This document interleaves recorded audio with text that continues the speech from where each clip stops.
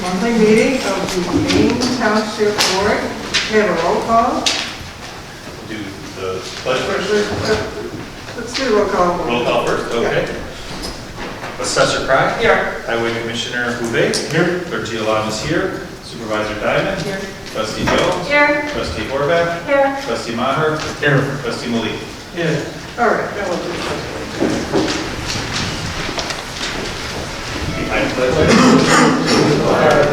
United States of America, and to the republic for which it stands, one nation, under God, indivisible, with liberty and justice for all.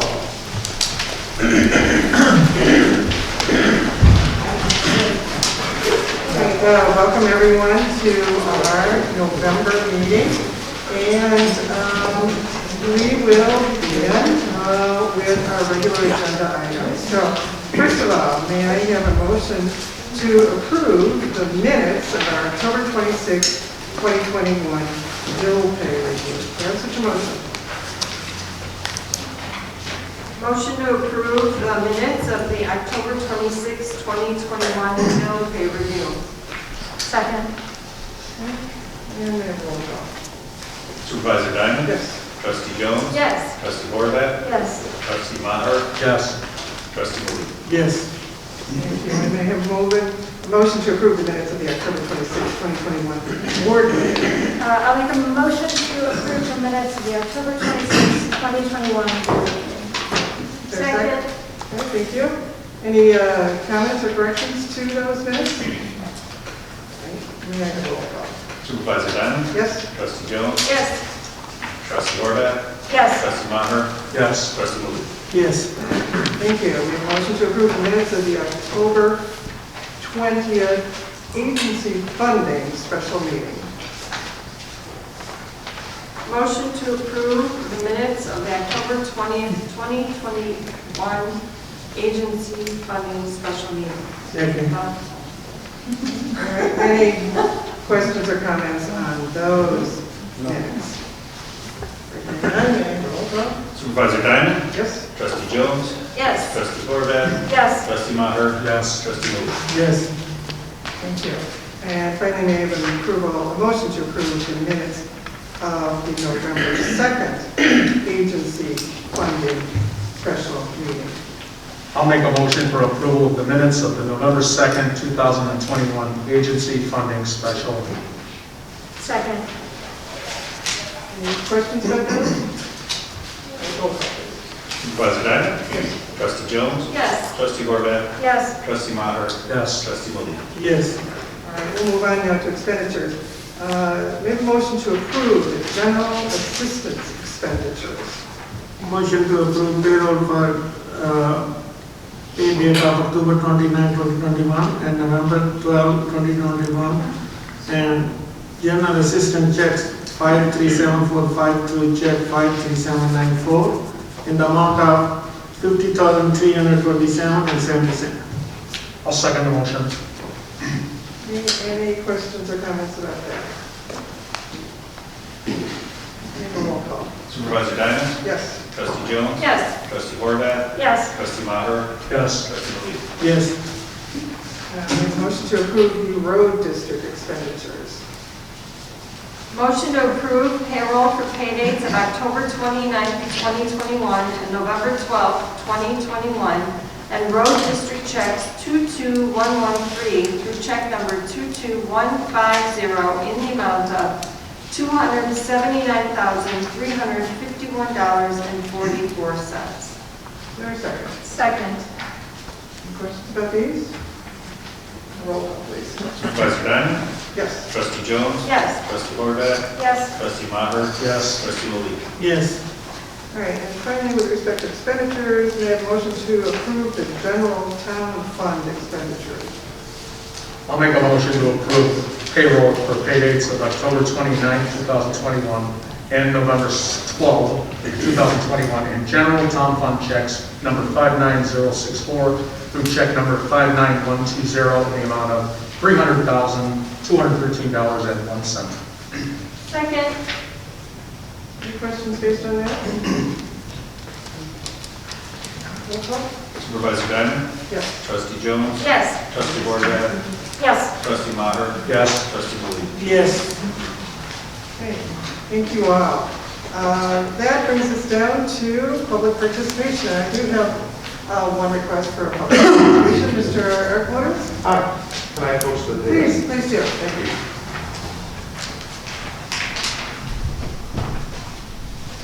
I've got my timer going, so I got 5 minutes here.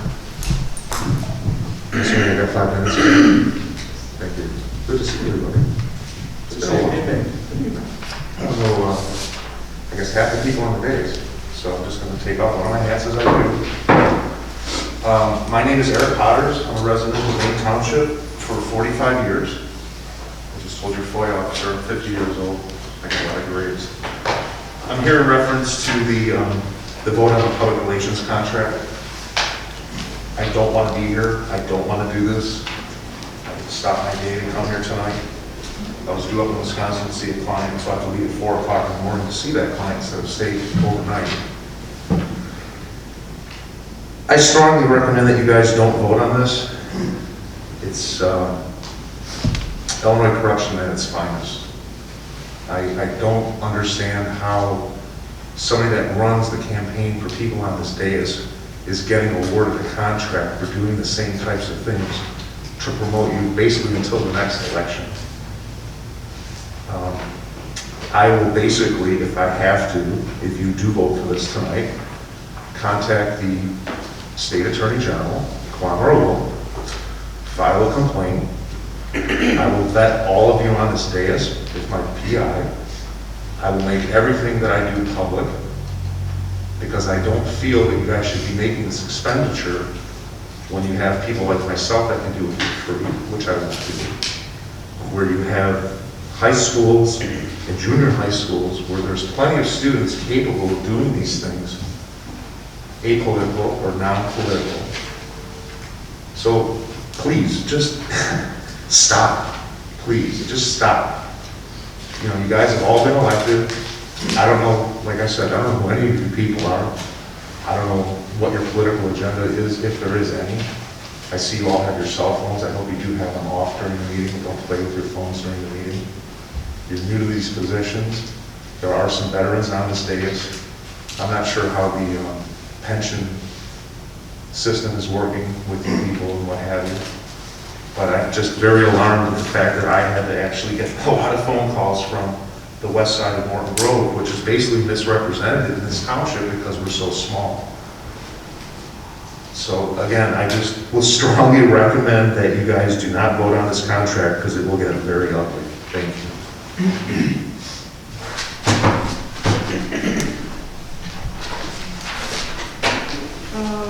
Thank you very much.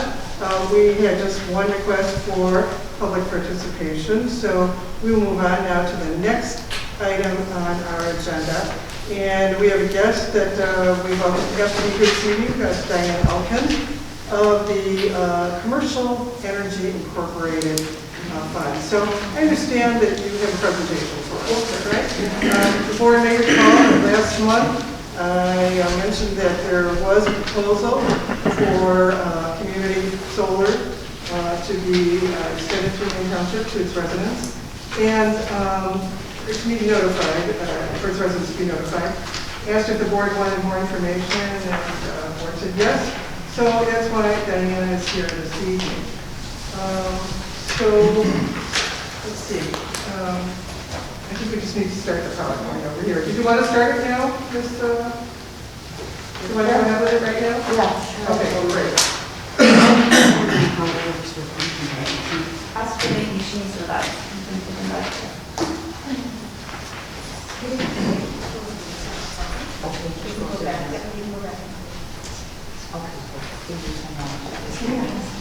And we board members have copies of the presentation. Okay, great. At our places too, so. Thank you so much. I just want to thank the board for inviting me here today.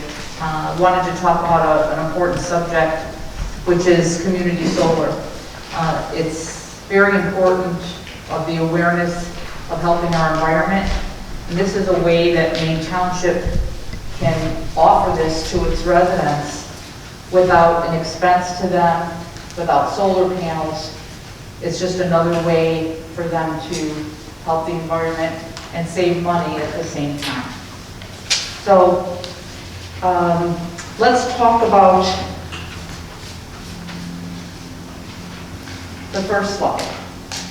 What is community solar? Well, it's like a community garden, but it's for clean energy. So what happens is, solar companies lease land in different counties. One of them is in Whiteside County. There's several places throughout the Midwest. And in that farm, they build huge solar panels so that residents can participate in being part of that solar farm without having it on their property. There's no upfront costs, and there's a discount on their utility supply. So how does it work? So there's a solar farm, and if Maine Township decided to approve this program for its residents, to make it available to the residents, then there would be a portion of a shared solar farm that would be set aside that produces the green energy for the township specifically. Then that energy is sent onto the grid for your utility, and then the user sees a discount on their utility supply bill. And then everything else is the same. ComEd still delivers their power. None of those things change.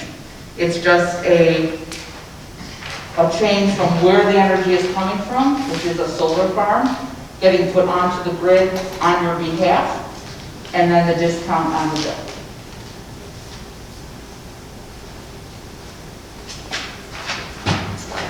Let's talk about why community solar. How does this help the residents of Maine Township? Well, there's no application fees, there's no termination fees, there's no solar panels on your property, you're saving money on your electric bill, there's a money incentive upon verified enrollment for residents in Maine Township as well. This is not an aggregation, and this is something I want to be very clear about. You're probably familiar with municipal aggregations, right? And they're still available, but they're slowly fading out because you probably know that ComEd is getting closer in price than an aggregation is able to do. So for a lot of municipalities, an aggregation doesn't make sense. The other side of an aggregation that sometimes creates some issues is that it's a contract that's signed by the municipality, and the residents are included in it unless they decide to opt out. That's an aggregation. This is not an aggregation. Your residents would enroll in this program if they choose to become a part of it. You're not doing anything to enroll them. They would have to enroll themselves. So the other side of it is also, when we talk about the price of an aggregation, how it's getting closer to the ComEd price. In fact, there's energy programs out there right now that are ComEd rates. They're the same rate as ComEd. It's a green program, but then there's dollars that come to the municipality. So there's no savings for the resident at all. This program not being an aggregation, it doesn't matter what the ComEd rates are. It's irrelevant because you're always going to have a savings on the rate. So the program is designed with a percentage of saving. It's not designed as it's going to cost this much per kilowatt hour. You just know that you're going to get a percentage off of your utility supply. So it's not driven by a ComEd rate. So that's totally different than an aggregation. You're helping your environment, as we talked about, and we're looking for approval from Maine Township. It's kind of an endorsement and approval, just so that the residents know that you've done your due diligence, looked into it. Here's this program, it's available if you like it. If you enroll in it if you want to, it's available.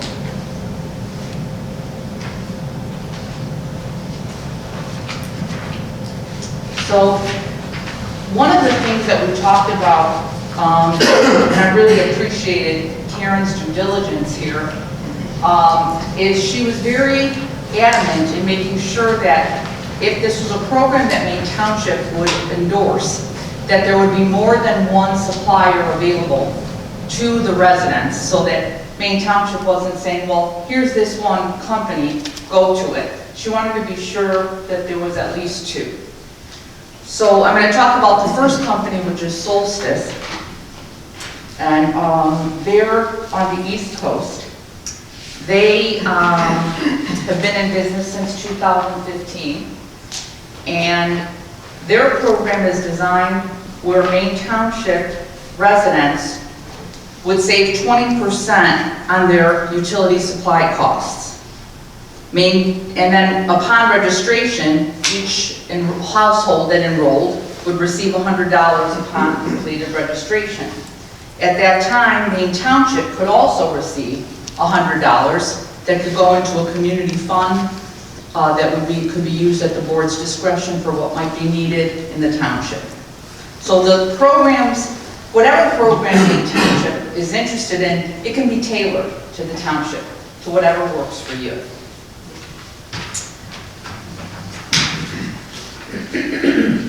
Arcadia is the other solar company. They've been in business since 2014. They hold a large amount of solar space.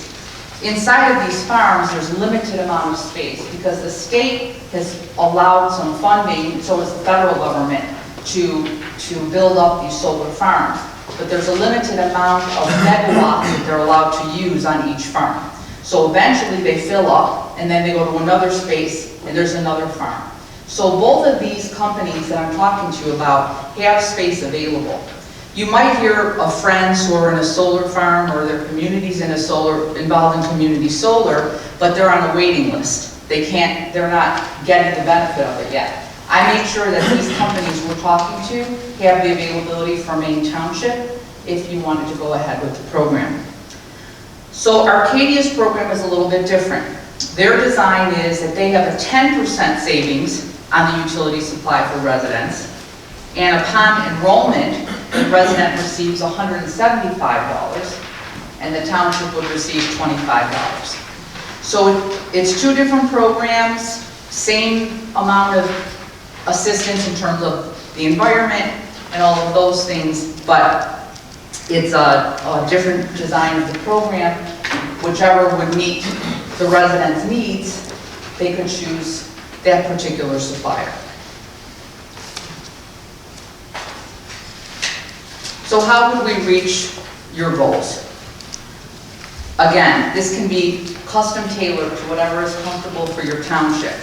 But some of the things we can do is you can have events in person or on Zoom, through social media, through emails, there's mailers, whatever suits Maine Township, we can do. There'll be a specific web page for your residents to go to. There'll be links for them to go to for each of the suppliers. It's a self-enrollment. There's phone consultants that are available for both of these companies. If any residents had questions or weren't sure about things, they can contact that. And of course, we talked about the bonuses, and there would be customer support. Let's talk for a minute about the billing process. With Solstice, they have a 2-bill process.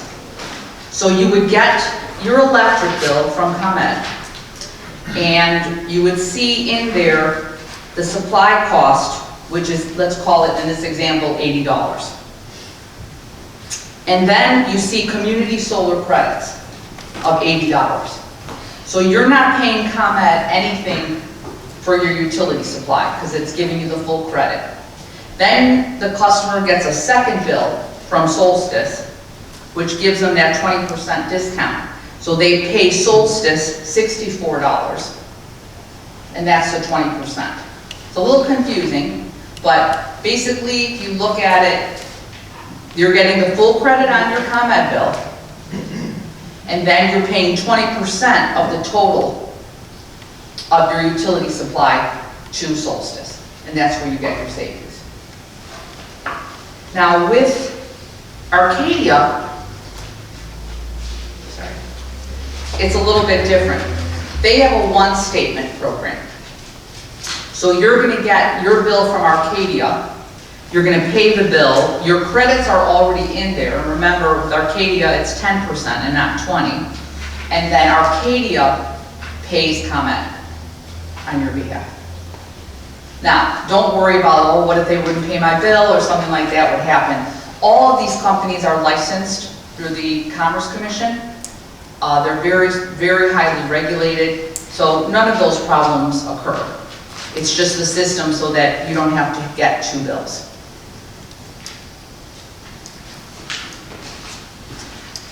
The program is simple.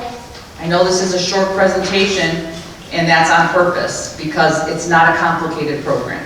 It's very simple. It's a self-enrollment program. If your residents would choose to be involved in it, it saves the environment. It's not an aggregation.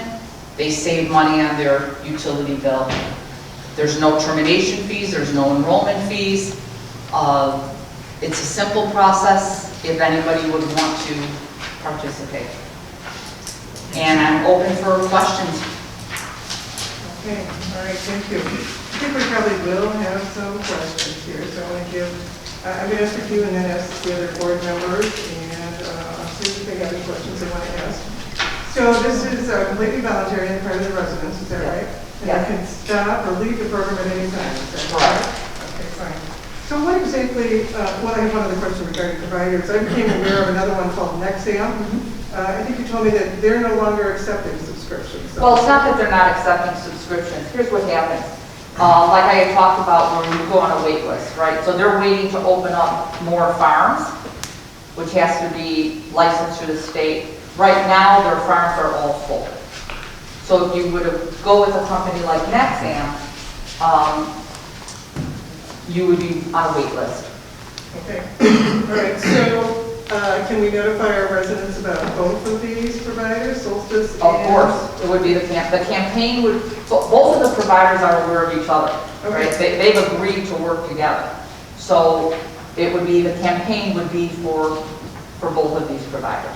Now, that doesn't prevent a resident from going to another solar provider that they wanted to look on their own or thing. For sure, there's no problem with any of that. And what exactly do these providers want?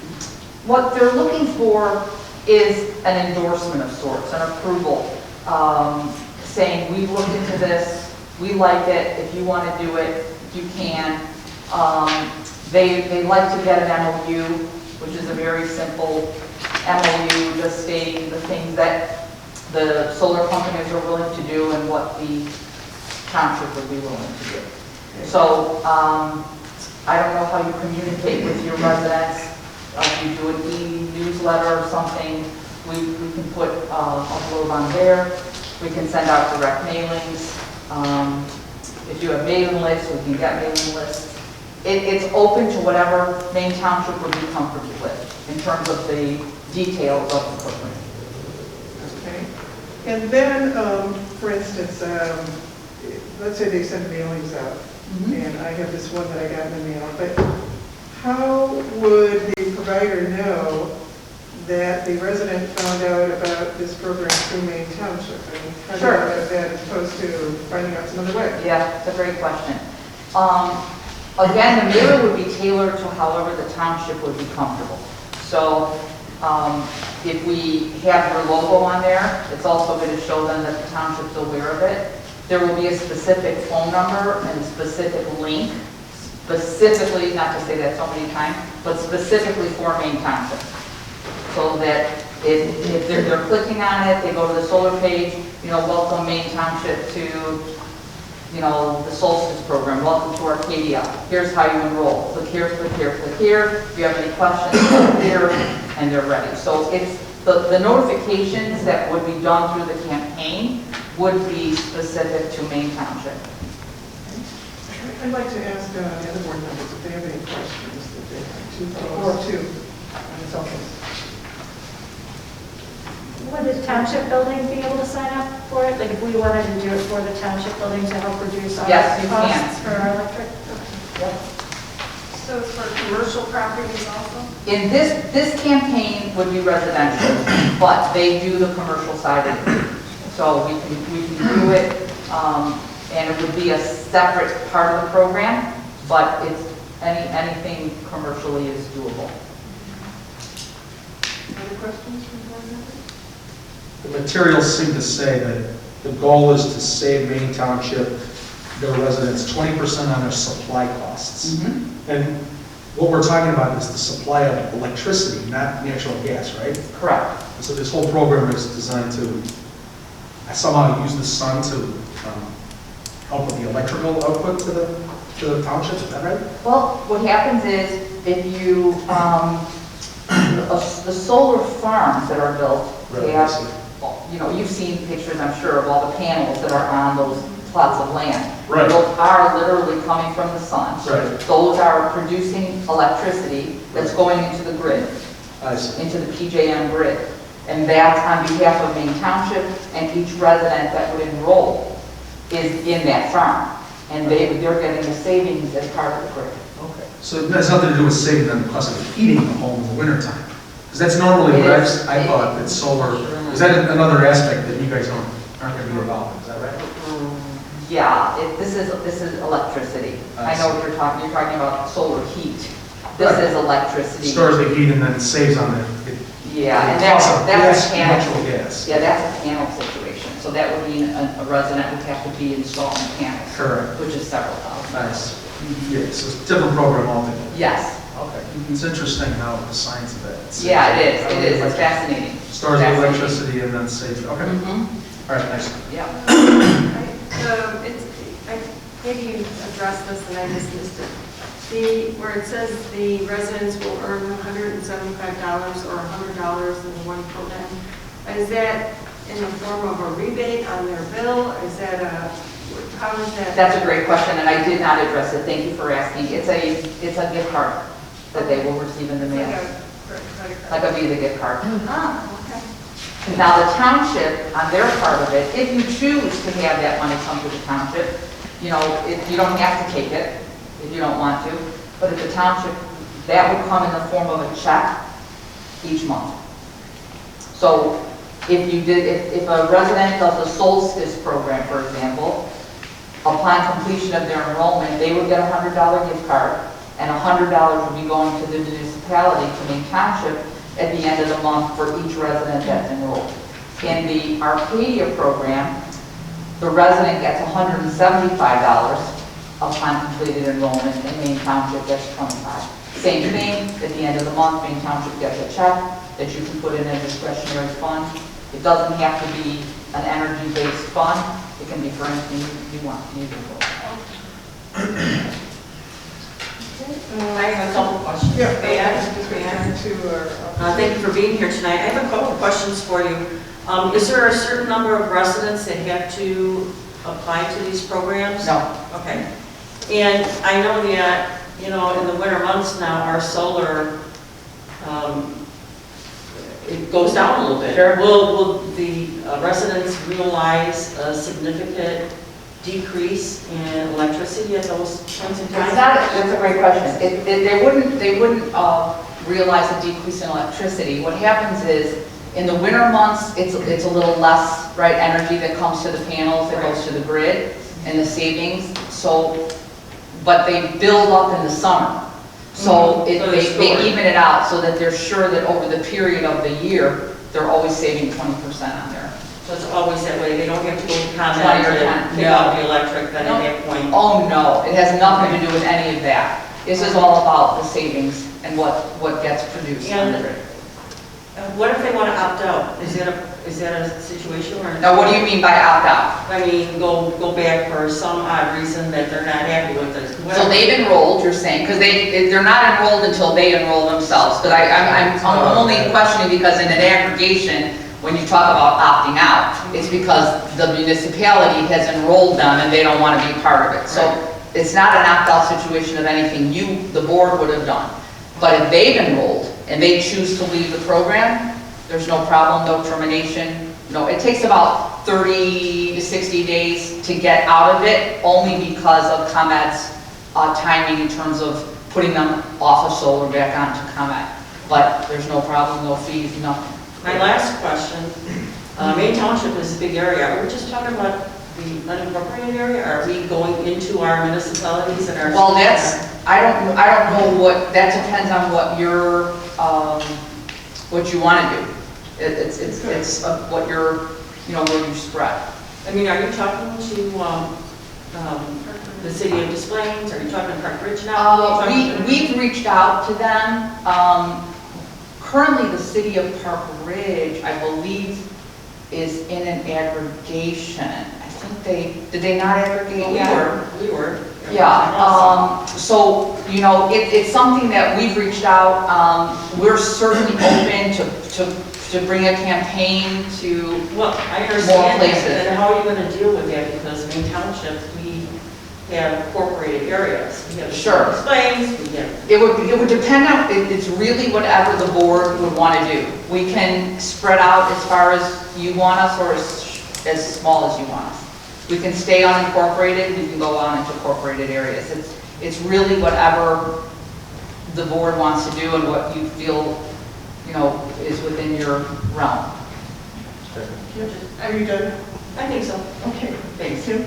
Did I answer that though, or was that? I'm just wondering if you're going to the other municipalities in that too, if the township decides to do it. I mean, how do you determine who gets that benefit? Wouldn't that would be up to the township, really, how you would. I mean, for the resident, the township, but the township and the municipalities, the other, if you're going and approaching them. But in each case, it's always, Susan, it's each individual customer makes that decision. If there's not enough interest and they don't like to do it, it doesn't happen for that particular person at all, right? Mm-hmm. The township has no control over each individual customer's decision whether or not to use the program. That's correct. It's just whether it's available. Well, you're going to have to. Each person makes up. I think if we offer it to all of the township, and Des Plaines hasn't come forward and done that yet, then, people sign up with us and we get the benefit, but if Des Plaines down the road decides to do it and people still haven't signed up and sign up or want to leave and then sign up with them, Yeah, we simply have to talk to the towns to make sure we're not stepping on any toes, like, hey, we're gonna come in and, get a benefit out of this. Well, it does sound like, even the town could be sending out mailings at the same time we are, but if they respond. I would notify you of anything like that would be close to you. Right now, we are not in either of those areas that are inside of Maine. We would, everything we're going to do is going to be above board and full communication. And so if you reached out to Des Plaines and Park Ridge, for example, and talked to them about it, and they, weren't interested in participating, or they were, we would figure something out to make sure that everybody got a benefit, because you're bringing it to them, you know what I mean? So whatever you would deem is the fair way to handle it is the way we'll handle it. We will take your lead on that. Any other questions? Thank you. I have a hypothetical. In the media, they've been talking about the solar storms lately and power outages due to, potential solar storms. Is that something that would affect this grid? Because, that's kind of what they're saying, if I understand it correctly. Have they talked about this? The companies that I'm working with have not run into the problem of any outages on their solar farms. Okay. But what I want to clarify is that if there were to be an outage on a solar farm, the only effect would be the amount of energy that's going to the grid until they get it back up and running. It would not affect the resident getting electricity.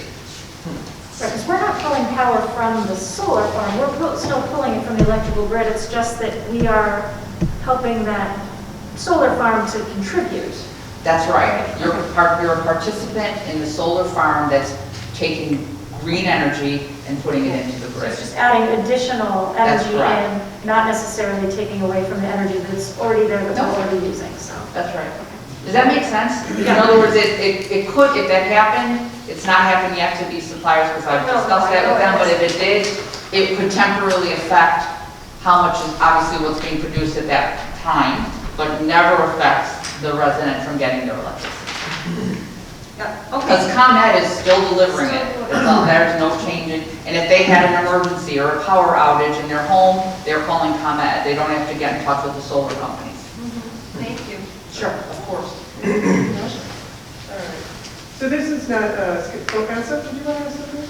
I have a question about this $100, you say Maine Township residents sign in, so is the incentive for them the $100? So why Maine Township is getting $100? Why? It's just to be charitable to the township because you'd be using it for some discretionary purpose that would be helping your residents. But like I said at the beginning, if Maine Township doesn't want to receive it, because for some reason you feel that it isn't right, that's something you can decide, and like we can tailor the program however the board would decide is right for your residents. Yeah, but I feel if it's a condition for that, Maine Township residents sign for this, they got 100, we got 100, so, my opinion on this one is, later on when we come to the board, I will give it, so I don't feel. Okay. You're saying you don't like the idea of Maine Yeah. Township receiving money? Okay. Because this is, for me, I can say, like, you are asking us to approve this, both company, and then we will get $100. Of course, it's not meant in that spirit, right? Okay, yeah, but At all, but yeah, but it's someone might, you're saying someone might interpret Yes. it that And way. I think that's why Karen wanted to have two options for people too, so it's not like we're saying, here, take this, do this. But my question, it doesn't matter, somebody take A or B, end of the day, we getting 100 or 25. Yeah, but we don't have any control over who signs Yeah. up. It's Okay. it's not like, Making there's no people- coercion on Mhm. who throw the vote. Okay. It's more like almost like an affiliate program in a way. Exactly, that's a great way to put it, and, especially if you choose a fund that's, some type of a discretionary fund that can help your food pantry or any things of something that the township needs. It's a really nice way to provide that for. And also, we could always say that too, if there was something that we decided we wanted that money to go towards with the township. Okay. Like that could even be part of the promotion saying, just so you know, like be very transparent, that people know that, okay, when you do that, they also give us money that then goes to the food pantry or goes to this, so you're helping, residents as well. So Absolutely. that's just a thought. Yep. All right. Okay, I'd like to say that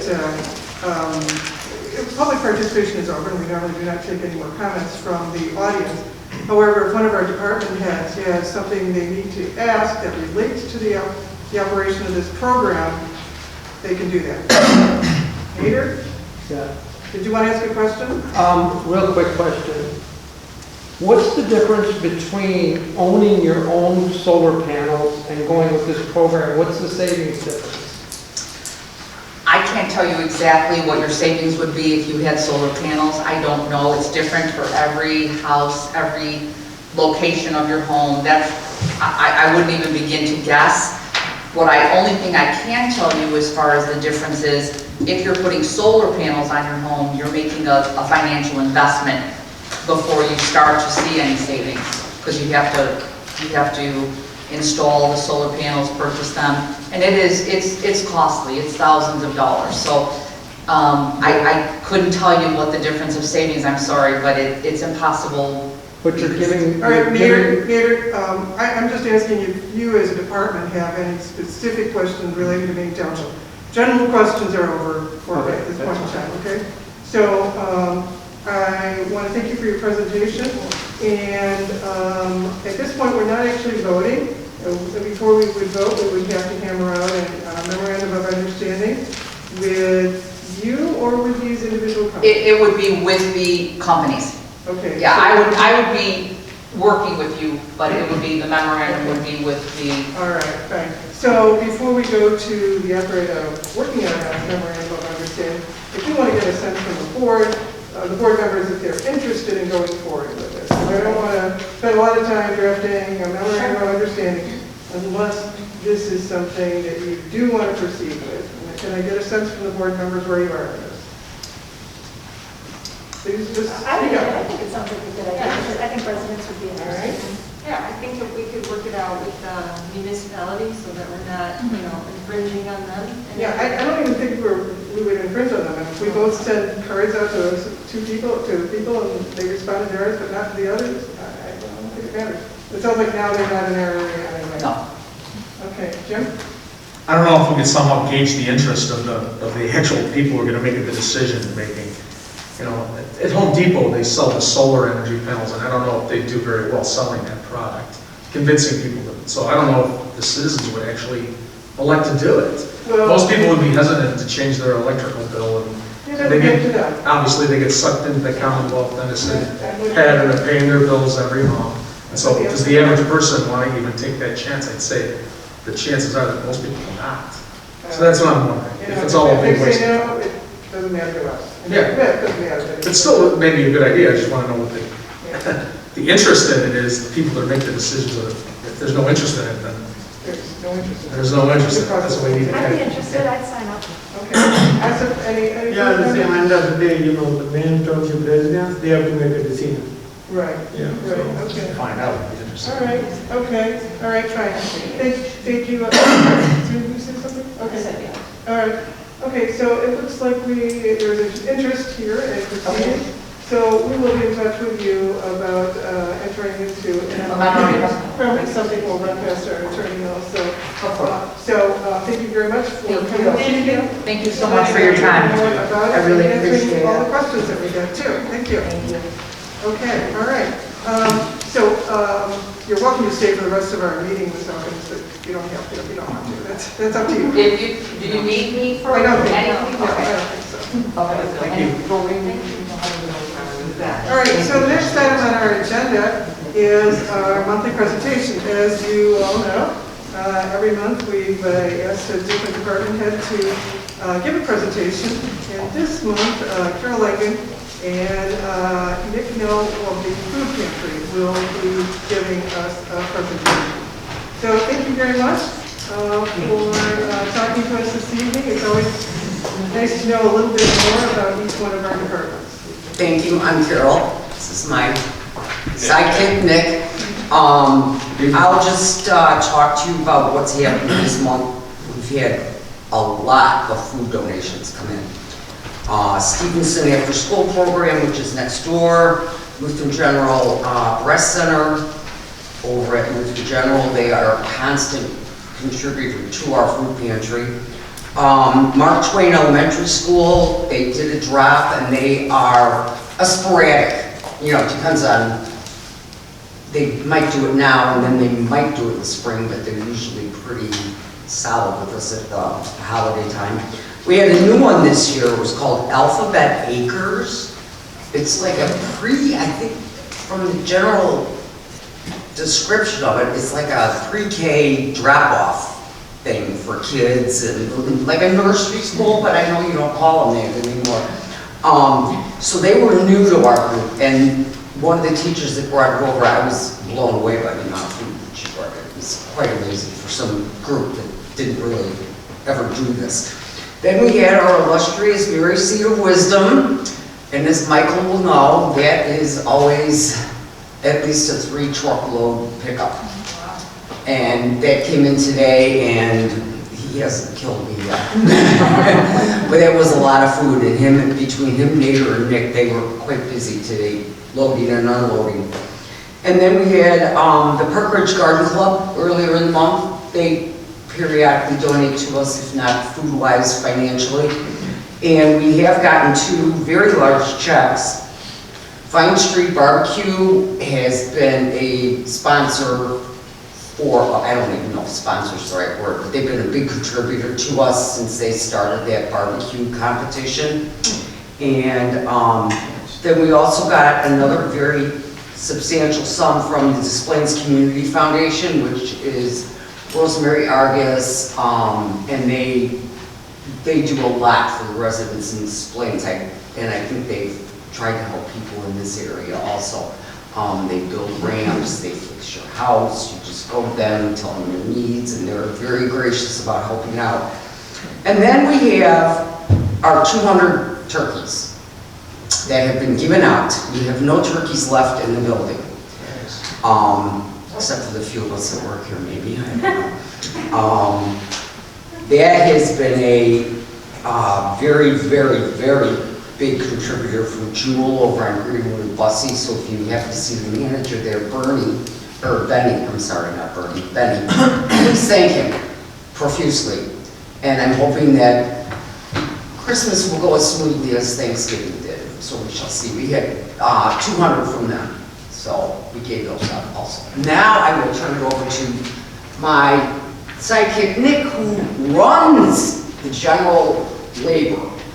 Good evening, everybody. I'm Nick Neal, assistant to the food pantry. I just wanted to talk about the overall success from moving the food pantry from the garage during the COVID-19 pandemic to the basement in this building, and how happy the residents are with the new shopping experience. They're not just being prepackaged boxes, but they're allowed to come in and shop and have their own shopping experience. And I gotta say, trustees, they absolutely love it. It's been a tremendous experience seeing everybody very happy and very just overwhelmed with just the new experience that they're getting to have. So it's been very nice to actually see that.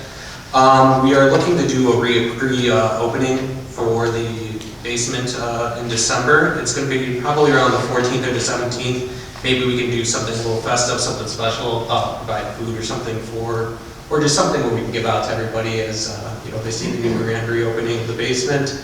As well as we have new reusable bags that we're going to be purchasing for the food pantry clients. We're going to be removing the boxes, which saves us money and as well as recycling. So it just kind of lets them be able to have their own pack, their own bag they can bring every time, and that's way it just makes it easier for everybody. No more taping, and just they bring their own bags. So I've also spoke with some local grocery stores and other food pantries about maybe getting some new fresh products, frozen meats, stuff like that. We have a freezer in the basement. I would like to start utilizing some of those things more to be able to provide just fresh foods and just other options for everybody.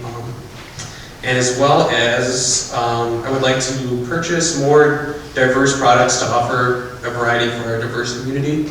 I've experienced that as working for the food pantry, that not everybody likes the same thing. So I would like to actually open up and get a little bit more diverse food and ethnic foods and stuff like that. So just a couple of things that I've been working on and seeing while I've been working in the food pantry.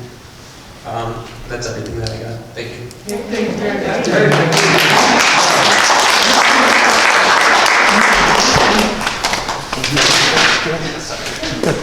Thank you both very much. You worked very hard, and I saw how hard you worked this past weekend, in particular with the turkey giveaway, and handling hundreds of turkeys. So that was quite a job. And I particularly want to recognize and honor Carolyn, who has worked for the township for many years and who has served as our food pantry director, but who will be leaving us at the beginning of the next year. And I just want to thank her publicly for all the work that she's done for all the residents of the township for so very many years. And so we're going to lose her. She also has been serving as the front desk receptionist in the afternoons too, so she's been wearing that hat too. So we're just going to miss seeing her around, especially when you come in the afternoons. Carol's there. So, in any event, thank you both for that presentation, and we'll move on to the next item, personnel. And let's see, Dana, do you have something for us here? Well, just going to piggyback off of what Supervisor Diamond mentioned. So with Carol retiring, I believe the beginning of January, she put in her notice. We do have a receptionist who does work part-time. She comes in from 9 to 1, but I will need another part-timer from 1 to 5 starting the second week in January. So I think Supervisor Diamond, you're going to ask the board for approval if we could get it done at our own discretion. But I will need somebody right at the beginning of the new year for part-time for the afternoons. So are you looking for a motion for the authority to hire a part-time afternoon receptionist? Correct. Okay. And that would be at your discretion as to the individual that you would hire. And the board, of course, approves hiring or not hiring, or how many hours.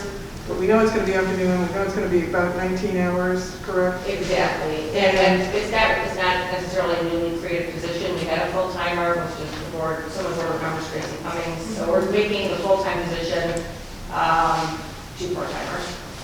All right. 2 part-time positions. All right. Do I have a motion then to grant our administrator the authority to hire an individual to fill that part-time afternoon receptionist position?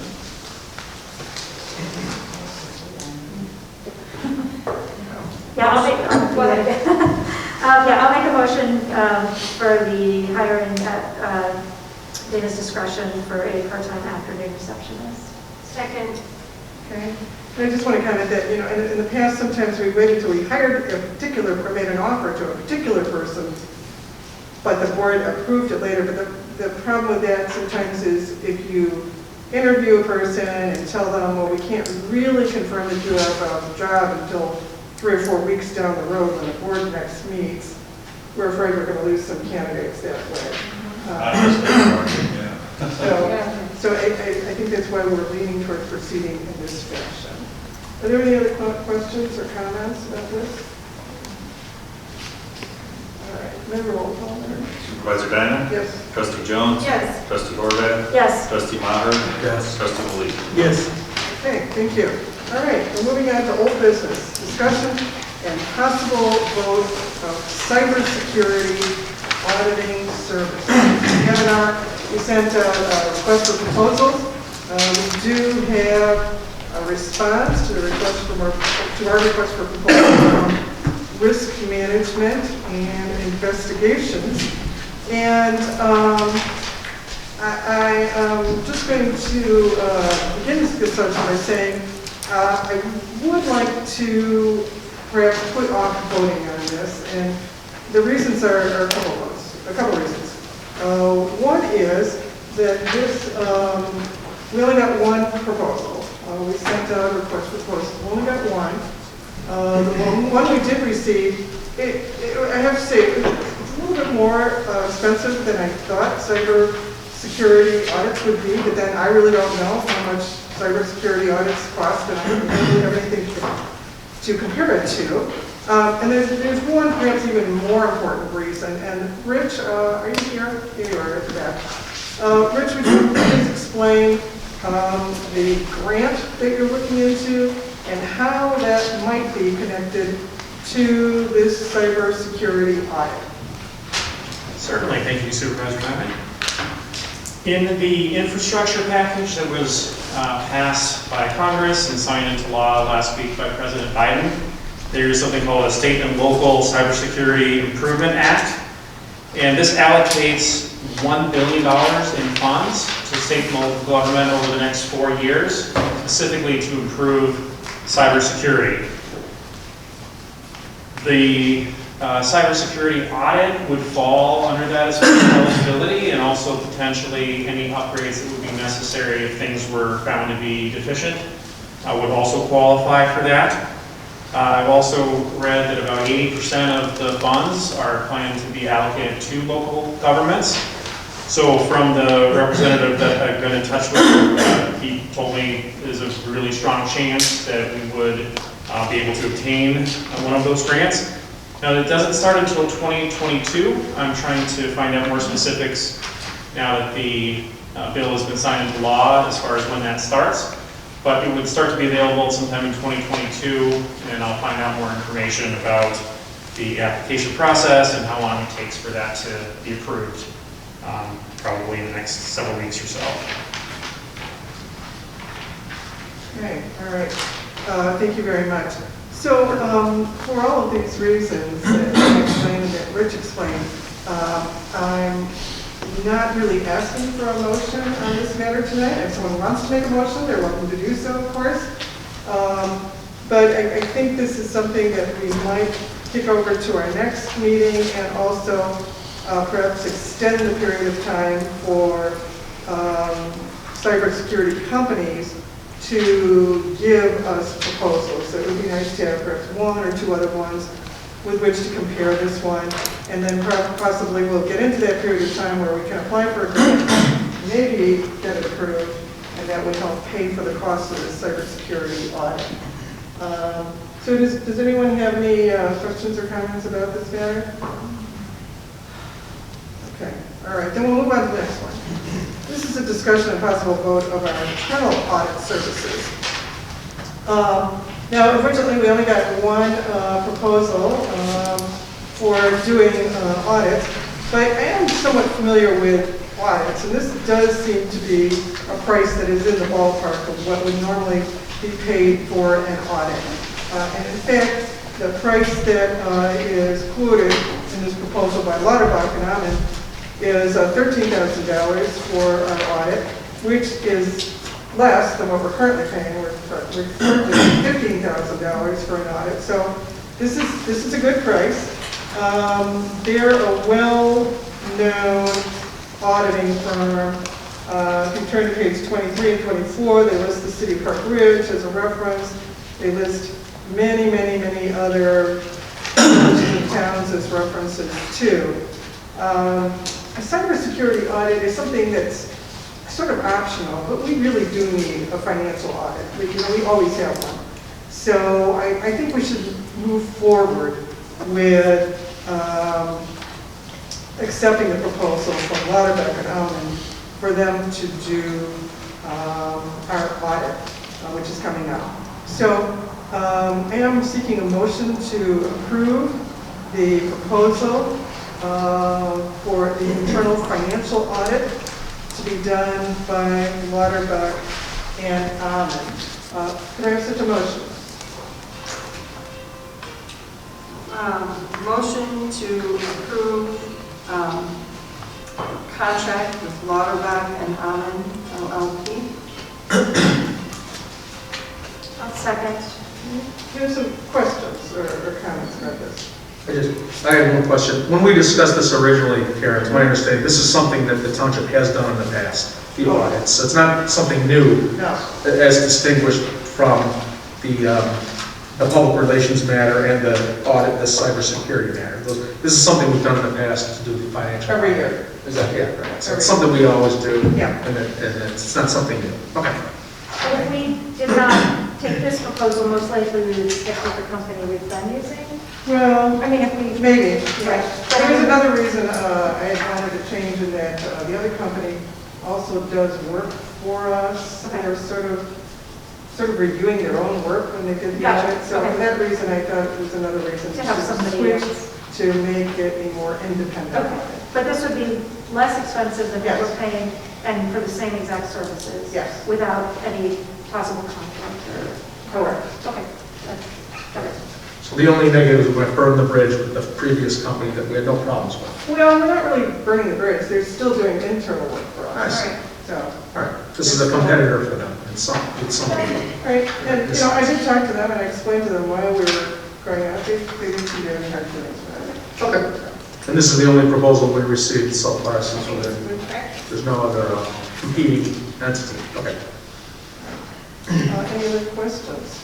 I would just comment, I think it's a great idea to have, an independent company come in and review the books, just from a policy standpoint, makes sense. Okay. So we can just approve this as written, right? As presented? Yes. Okay, all right, so we do have a motion on the table and a second. We have a roll call. Certainly. Supervisor Diamond? Yes. Trustee Jones? Yes. Trustee Horvath? Yes. Trustee Maher? Yes. Trustee Maliki? Yes. Okay, the next item on our agenda is discussion of Metropolitan Water Reclamation District proposal. Now, we all remember, I think last meeting, we had a proposal and we talked about the two projects that they wanted to work with us on. We were, I think, waiting for more information, and that information centered on how much is it going to cost us? What is Maine Township going to have to do to maintain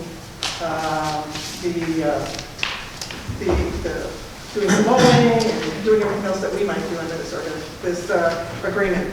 But I don't know that we received any further information from them. And I don't know if you've heard anything from them.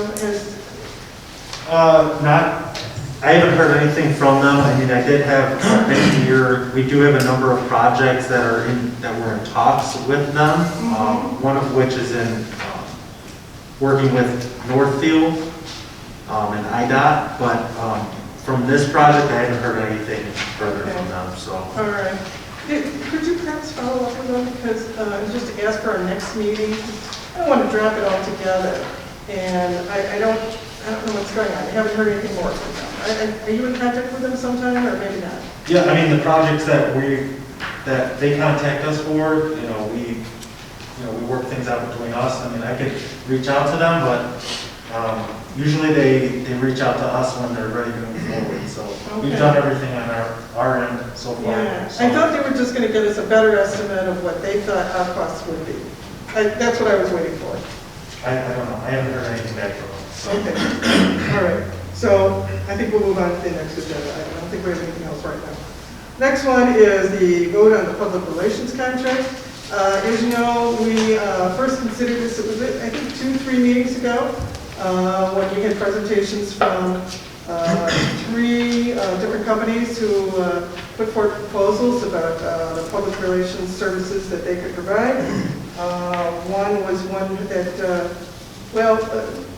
one was a person related to the person who used to provide services for the township. And then there was one other one, and then there was the one that ultimately was voted for, and that is M3 Marketing LLC. So they were selected, I think it was 2 meetings ago. I believe it was 1 meeting ago. We met again and decided what level of service we would want from M3 Marketing. Since that time, we've hammered out an agreement with M3 Marketing with the assistance of our law firm too. And that's what you have in front of you right now. Do I have a motion to enter into this public relations and marketing agreement that we have before you now with M3 Marketing LLC?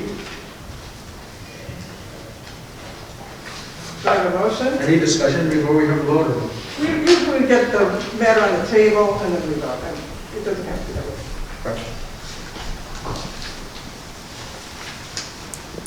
I'll make a motion to vote on the public relations contract. All right, so we have a motion. Is there a second? Second. Okay. We've talked about this quite a bit over the past few meetings. Does anyone have any further questions regarding this agreement? I just want to mention that in the meeting, in the previous discussions, there was never any objection as was voiced today during the public participation. I think the consensus was this is something we need, and that most of the board members agreed this is something we need a public relations contract. And there was absolutely no discussion about any propriety of that happened at those other meetings. So absolutely. So those are at least two meetings where this was raised, and there's no public participation or objection to it. So I thought, my impression was this is something we strongly feel that we'd be voting in favor of. This is something we need, and that if that were voted on, it would be in favor of the contract. So, and there was a vigorous debate between the competitors, and there were differences of opinion among the board members, and this particular entity won out. They had the majority, so we voted on that, and I think we had a majority. Okay. So this is that's just all a I had. finalized version of the contract. Right, exactly. It's something that's already been talked about and discussed, and with no objections. So I'm with that. Any questions from any of the officers? Okay. Okay, fine. All right, maybe we have a roll call then? I think the motion that was made was just to simply vote on it, so do we want to vote to approve, or? Oh, I'm sorry. I thought the motion was to approve it. Was what? I might not have been. Unless I missed it. Just vote to approve contract? Okay. Yeah. Right, because it says that the agenda is Yes. vote on the public relations contract, which implies to approve it. Yes. Well, that's already here with the mass on, so I just wanted to make sure we have. That's what we're voting on. Okay, Question. just so it's clear. So the motion is to approve. Okay. Supervisor Diamond? Yes? Trustee Jones? Yes. Trustee Horvath? Yes. Trustee Maher? Yes. Trustee Malik? Yes. Okay. We'll move on to our next matter right now. And I actually am going to talk about our estimated general town fund levy. And I'm going to do that standing over about podium, right over here. And I think that I'm going to ask is I might require some technical assistance, but we'll see. Let's see if I can manage to do this. I don't know.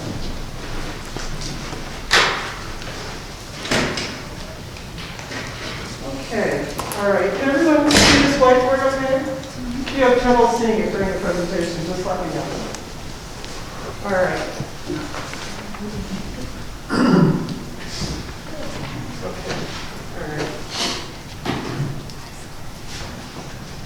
Okay. All right. So, at our last meeting, we decided to adopt a levy estimate that would be the same as last year's levy.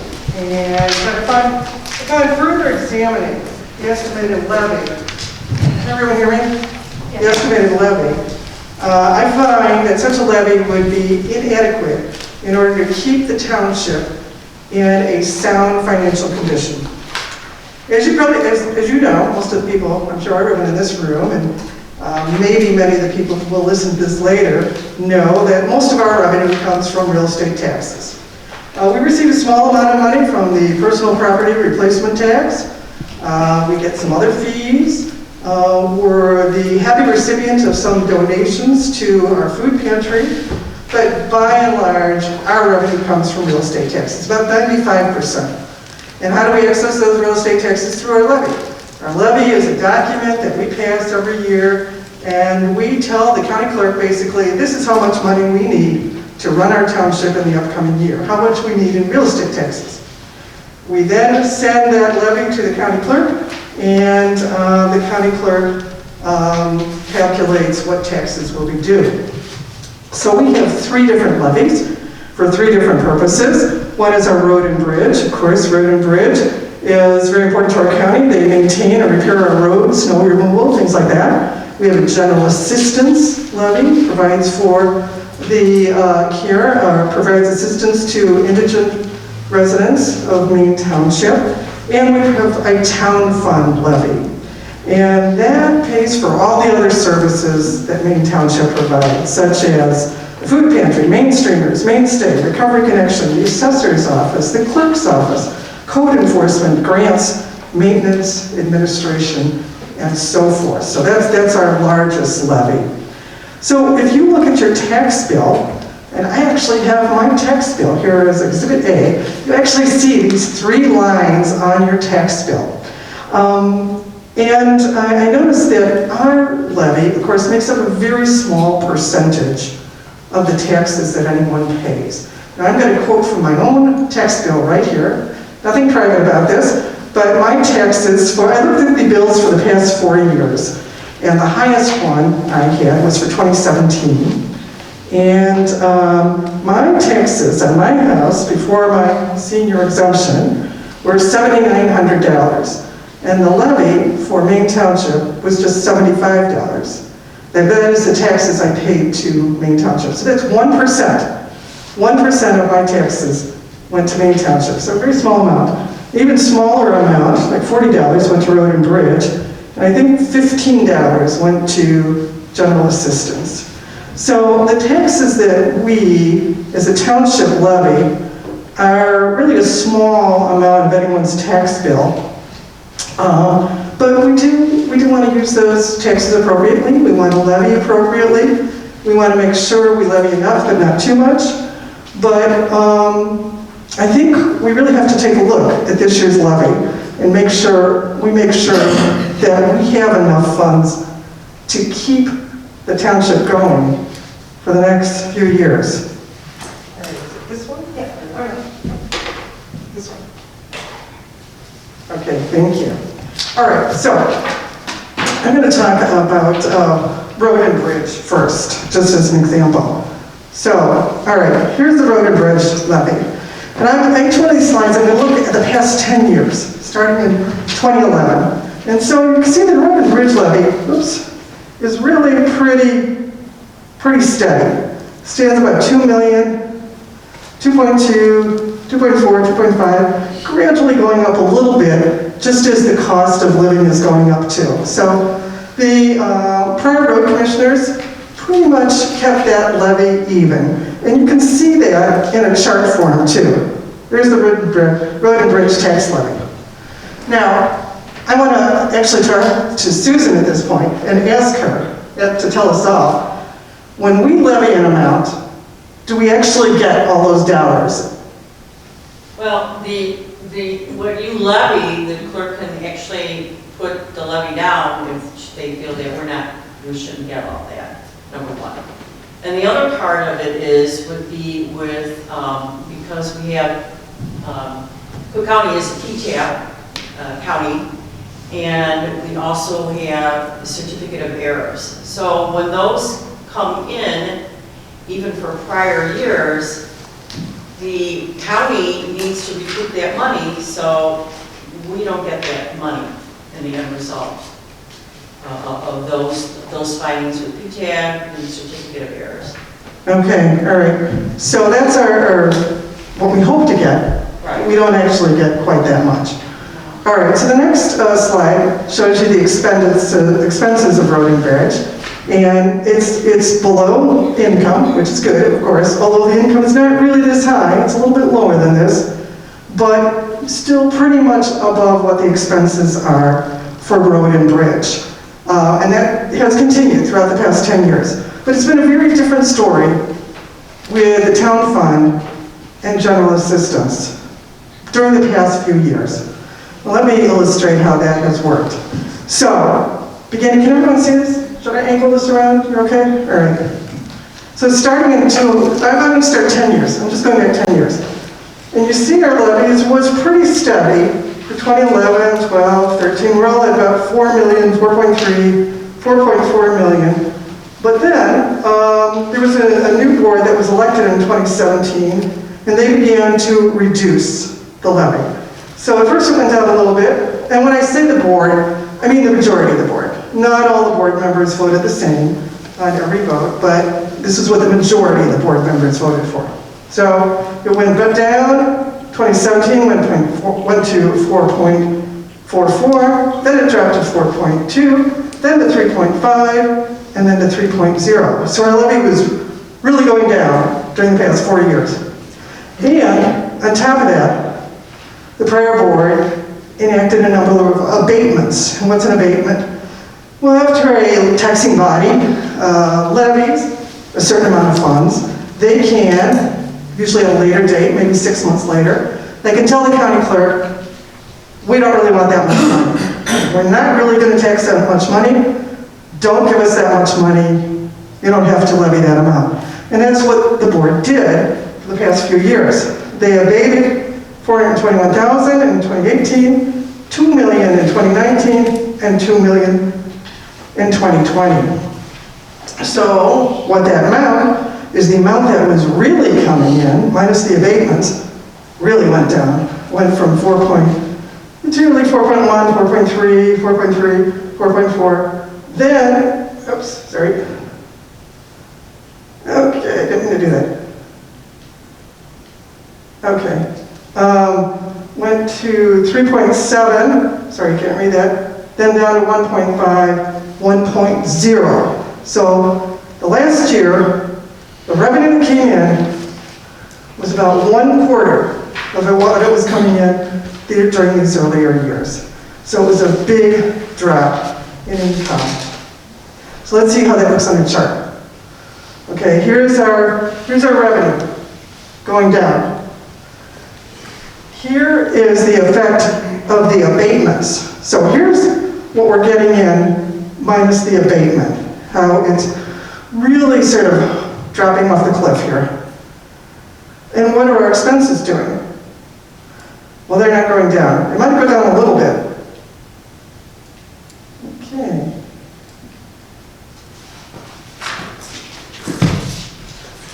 Technical assistance time. Okay, thank you. All right. So the blank line's expenses. So our expenses are, gradually, generally going up, then going down a little bit, but a big difference between what our expenses were and how much money we're taking in. So we've really got deficit spending here. We're spending a lot of money that we're not taking in. Now, the board was starting to tap savings during that time, money that we had accumulated in prior years. And you can I mean, you can live off savings for a while, like any of us, we can quit our job and live off of our savings for a while, but after a while, you have to go back to work. And after a while, the taxing body has to start taxing again at a rate that will sustain its expenses. So, all right. Well, I guess the question is, well, what do we do about this? What do we do about this problem? All right, here you have the years 2011 through 2020, our current year. This chart's a little different. It's a projection to 2024. Can you see this? I'm sorry, I think I'm sort of standing in your way, but you have it in front of you at your places there too. Okay. So, one of the things that we as a taxing body can do is we can raise the levy up to 5% under the property tax extension limitation law. And correct me if I'm wrong, if I'm saying something wrong, Kurt, okay? So we can do that, that's one option. But if I look at this closely, I don't think that's really going to help enough. I don't think that's really going to cure the problem. It's not really going to address what we have here. Here are our expenses. Let's say here tonight we enacted a 4.9 increase. Well, that helps a little bit. It goes up a tiny bit, but it can't catch up to expenses. Expenses here we have just projected at 3%. Probably inflation, I don't know. We don't know what inflation will be, but I think 3% is pretty reasonable. It might even be higher than that. These would be our expenses. Oops, okay, I've done that again.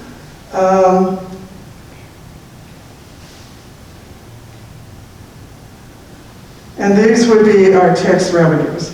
Now this assumes a flat levy after that. The levy could go up a little more, but it would be parallel with the expense lines because our levy can't go up more than the cost of living, generally, the CPI. So these lines are going to run on parallel tracks, and then a levy will never catch up with expenses.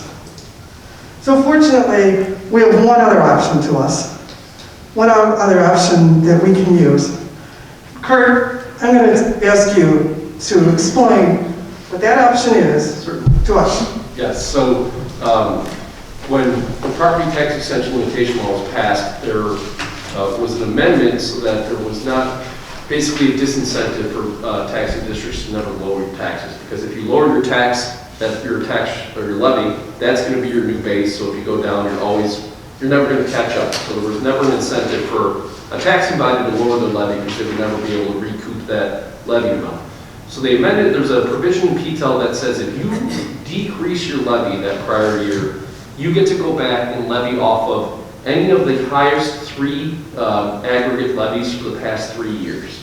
So basically it's called a look back. So even though our base from last year was roughly 3 million something if I remember correctly, we get to look back for our aggregate extension for the purposes of calculating our limiting rate on our PTEL to either 2020, 2019, or 2018. So we can go off of either of those 3 years as our base for our levy. Okay, so back to as far as 2018. All right, so this is a look-back levy. This is what it would look like. Here's our levy here. Here we are going back to 2018. 2018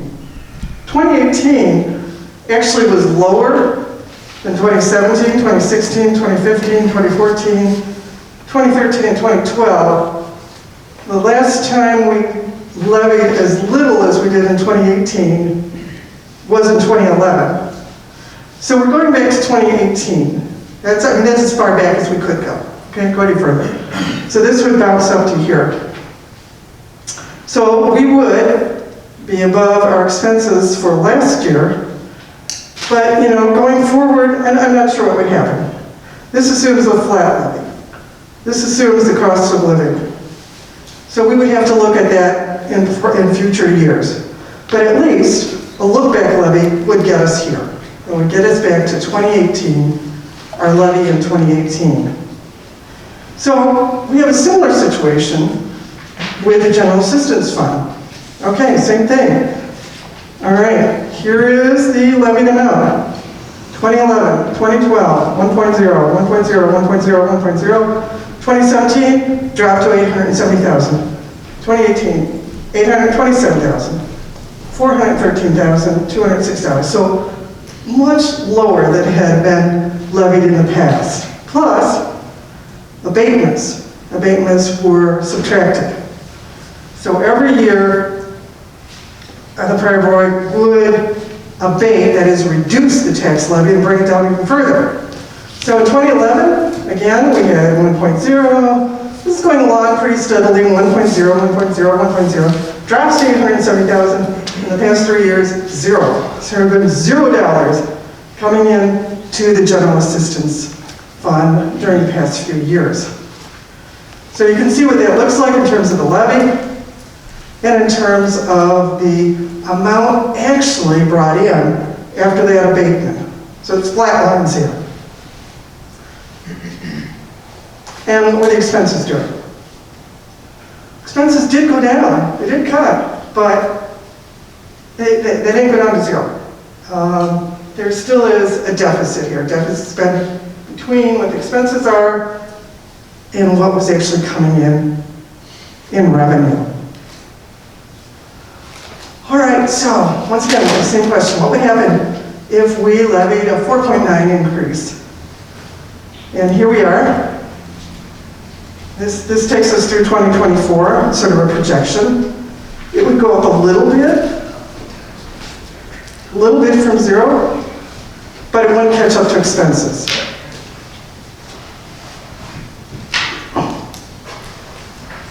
Here we are doing the look-back levy for the General Assistance Fund. So here's our levy, 2018, and we're pulling it back up to 2018. Sorry, I keep touching this. Okay, there we go. So again, it's not as high as it's been in the past. Certainly not, but at least it's back up to 2018. And at least it would be above expenses. So I talked before about the prior board was not levying very much money, and instead what they were doing was living off savings. And so, not surprisingly, our savings have gone down. Here we are, and I don't know if you can see this, but I'm going to try and make it a little bigger. All right, here we are, March of 2020, okay? So we're going back a year and a half. Here's our total fund. 8.7, 8.8, 8.3, 7.8. This is every month, the balance on our Chase bank account. 7, 6 million, 5 million, 4 million. We're down to 4 million now. 4.2 million in our town fund Chase Bank savings account. Now we have a small amount of money in Parkway in the town fund, but it's not very much. What we do is our tax revenues go into the Chase Bank account. We transfer revenues into Parkway, and we pay our checks. We pay our bills out of Parkway. So right now, I think I wrote it down, but I can't remember. Parkway, we have about 642,000. But remember, we just paid bills that are going to be like over 300,000. So that's got to have the amount in there. There's just a little bit extra in our Parkway account. All right, and the same thing's happening with the General Assistance Fund. 2.3, 2.3. This is our savings at the end of each month. 2.1, 1.8, 1.8, 1.6, 1.5, we're down to 1.4 here. So those balances are dropping. And not surprisingly so, because we have not levied any money for general assistance and a much, much lower amount for the town fund.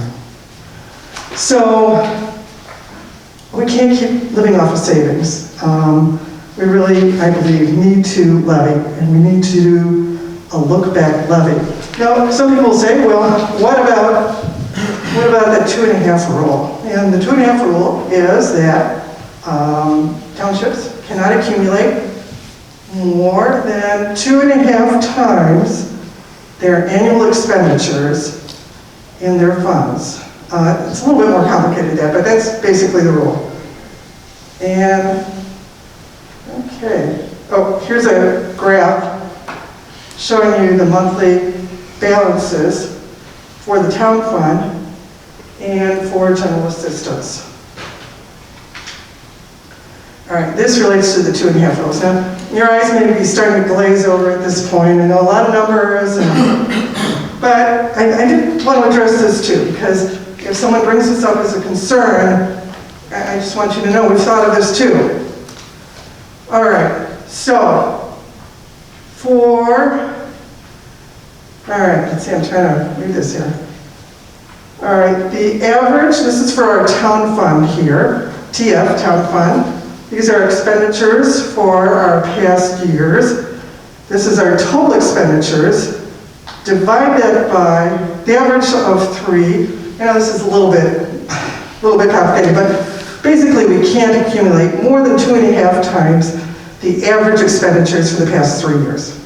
So our average expenditures for the past 3 years for the town fund were 4.1 million. 2.5 times that average is 10 million.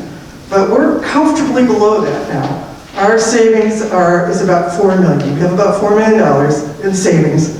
So we're not close to going over that 2.5 limit. And it's true also for general assistance. This is the average, what we spent for the 3 prior years. 2.5 times that is 1.6 million. That fund, we're below that amount now too. You got it. You got it. Okay, great, thanks. And then finally, road and bridge. Road and bridge is fine too. Road and bridge is where it needs to be. So what we're looking at here is not, it's really just 2 of our funds. Road and bridge is doing well. The prior road and bridge commissioner kept the levy the same, and Ed said that he's going to plan to keep the levy the same too for road and bridge. They're fine. But it's the other 2 funds, town fund and general assistance, that, I'll be frank, they're in trouble. They're in trouble unless we start bringing in more funds through our levy. So, all right, now our board members that had a chance to look at this, they have the PowerPoint in front of them too. So I don't think that I have any other thing else to present right here, but I want the board members to have a chance to ask any questions that they might have. I wouldn't have any questions. The only comment I would have is this isn't a surprise to any of us that were on the board previously. This is exactly what we knew was going to happen. We brought in experts to try and explain that this was going to happen, and it fell on deaf ears, and that's why we're in the situation that we're in. Okay. If we did not restore the levy, how long before we go bankrupt? Well, I mean, you can probably guess as well as I can. You know, we have 4.2 million in the town fund, and our annual expenses are about 4.2 million. So, I mean, we've been taxing at about 1/4 of the rate we had been in the previous years. Last year, I think it was, we just took in 1 million. Normally, we would take in about 4 million for the town fund. Kurt, is there anything you want to add to that, or anything I sort of stated with that? The only thing, I don't know if you want to talk about the truth in taxation requirements. Oh yeah, in terms of timing. Yes. Well, we will. Let's first see if there's any more questions about the proposal I have here in terms of raising the levy using the look-back provision. Can I add something? Generally, yes. I mean, normally we don't open it up for public participation, but if this is something related to a question that your department handles, go ahead. I just wanted to say that the average of 3 years is actually normally slightly higher, and it's actually reading a little lower because of COVID. It's actually a little bit of a lower number with some of our programs. Obviously, we have been on hold for several months, and some of our expenses did go down over the past couple of years. Our average for expenditures for town fund and DA actually is more of a reflection of probably on 4.5. So the average of the last 3 years is a little skewed because of the pandemic. So it is actually slightly higher. Okay. All right. Thank you. All right. Yes, Kim. So I want to echo what Pete said, that is all factual information. We kind of I'd foreseen this coming. And I want to compliment you on this, this presentation because it makes it very clear and concise, because this can be a very confusing topic. Probably one of the most confusing things we do as our job as trustees, to understand this. Not always easy, and then I think if we don't do this, then we may have to ask for,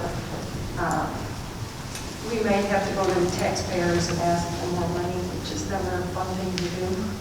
You mean like a referendum? Yeah, right. Oh, right, and Yes. they don't want to pay it. Right, and it's it's not a good thing to do, under most circumstances, so. All right. Unless there's any further questions about, did you do a question? No. Okay. I would ask Kurt to explain to us, if we decide to adopt the look-back levy tonight, what would we need to do next in order to comply with the truth in taxation provisions? Yes, so not only do we have to comply with PTEL, we also have to comply with truth in taxation. Truth in taxation is just a process. If you're going to levy more than 105% of last year's levy, so if you're going to increase it 5% or more, you have to go through a public hearing process. Basically requires that we publish a notice. It's called a black box notice that says, here's the estimated levy, here's the increase, here's the date of the hearing, and then we have to hold that public hearing before we actually adopt our tax levy. And so there's a time frame there. We have to publish not more than 14 days in advance, but not less than 7. So it's a kind of a tight window that they make you comply with prior to that hearing date. And then we do obviously have to have our levy adopted and filed with the county before the last Tuesday in December. Okay. Turn this off, sorry. Okay, so the last Tuesday in December is actually normally our meeting day. That would be December 28th, but we actually have to have it on file that day. So what we would need to do is move our meeting up a little bit so that we can get our levy on file on the 28th. So there are a number of dates where we could move it to, but we don't want to move it too far out because we also have to worry about paying bills, make sure the bills are in, approve the bills. So we have to do it about the same time we would normally have a meeting. So I'm going to come over to my seat here just for a second while you pull out your calendar.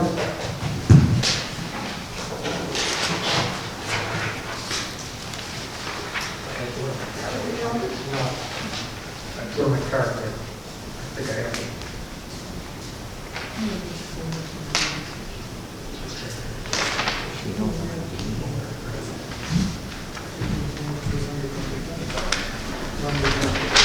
All right, so one possibility is the day before, December 27th, that's a Monday. Can most people make that? We, of course, will need a quorum. I can. All right? Yes, yeah, I can. My calendar's in my cover. I think that's probably a good day for me. All right, so again, that would be the first day after the Christmas weekend, the first Monday after that. Just wanted to bring that to your attention if that's going to cause any problems. But I think that Monday night, the 27th, would work pretty well. I'm just turning out to administration and any other department heads to give me a heads up if you think there's any problem with that date. Would this be moving the entire meeting, or would this be like an additional meeting? I anticipated it would be moving the entire meeting. And what we would need to do, again, Kurt, tell me if this is correct, we need to hold a public hearing, say at 7 p.m. And then we could hold our regular meeting immediately thereafter. Absolutely, just have to hold the public hearing before you adopt the levy. Right. So sometimes when I've gone to public hearings, they last 5 minutes. Sometimes they can last longer, depending on how many people might want to talk. But then we would hold our regular meeting immediately thereafter, presumably adopt the levy, and then that could be filed the very next day with the county clerk's office. I would say too, if we do the hearing, I think if people do show up, giving the same presentation as you just did could be very beneficial. Well, if you want to sit through it, then that's fine. I just think it laid it out very, very well, and you understand why. What Well- time was the hearing? I think we'll, 7? well, yeah, 7 o'clock, I suppose, 7 o'clock, yes. 7, okay. 7 o'clock. The hearing. Yeah, right. And then I would put the regular board meeting down at 7:05. I mean, we might be How about starting late. 7:15? Okay, 7:15, 7:15. So we would need to send new notice out about the change in the date, notice about the hearing itself, and the change in the regular board meeting Yes. date. All right. And that was December 27th on Monday. Correct. So we changed the meeting, yeah. and Correct. edited. From December 22nd. It's 28, otherwise it would be the 28th. Sorry, 1 year earlier, thank you. From 28, yeah. Sorry. Okay, all right. So, what I need then is a motion to adopt the estimated general town fund and general assistance tax levy in accordance with the look-back levy, which I just explained. Any more precise than that? I think just to note that it's going to be the 2018 aggregate extension that will be estimated Yes, okay. based off of the It 2018 would be the same as the 2018 aggregated extension. Yep. extension for this year. So do I have, So moved? so moved. All right, is there a second? Second. All right. Any further questions or comments?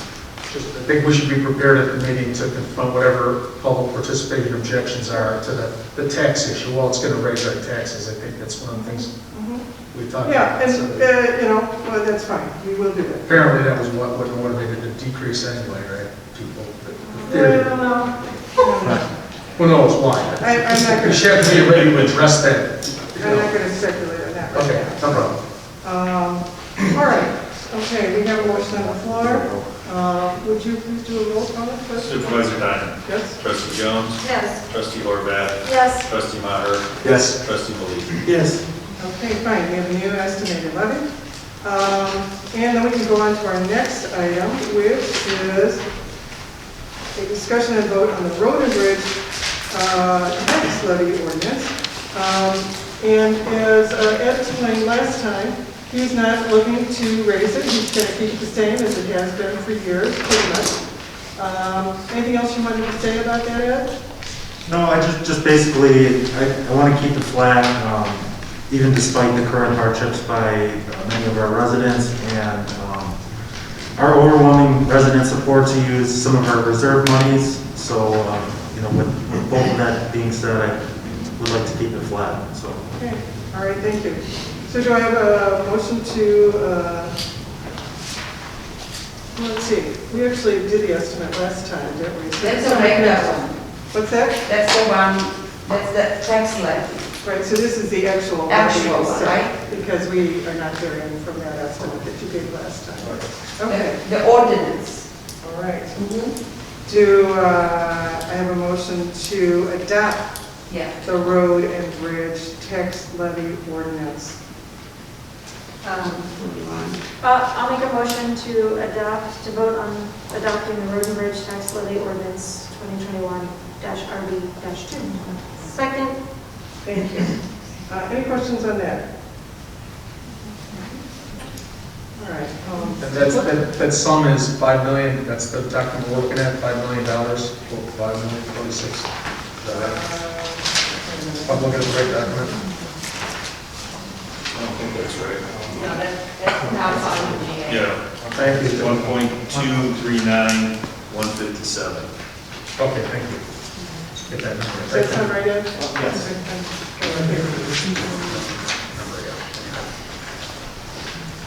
Okay, thanks. Okay? All right. Any roll call, Ms. Cook?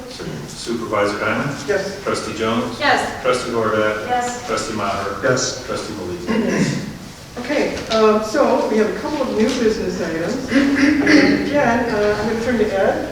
Ed, do you want to talk about this next item, the Highway Department amended budget proposal? Not the levy, but the budget.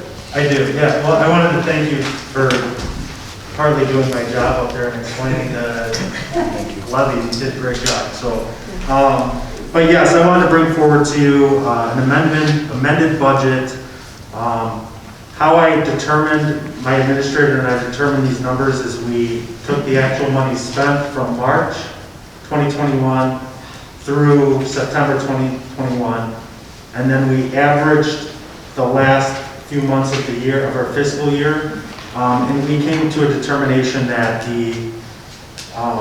we were about roughly $49,000 short on this year's budget, which we needed to make up.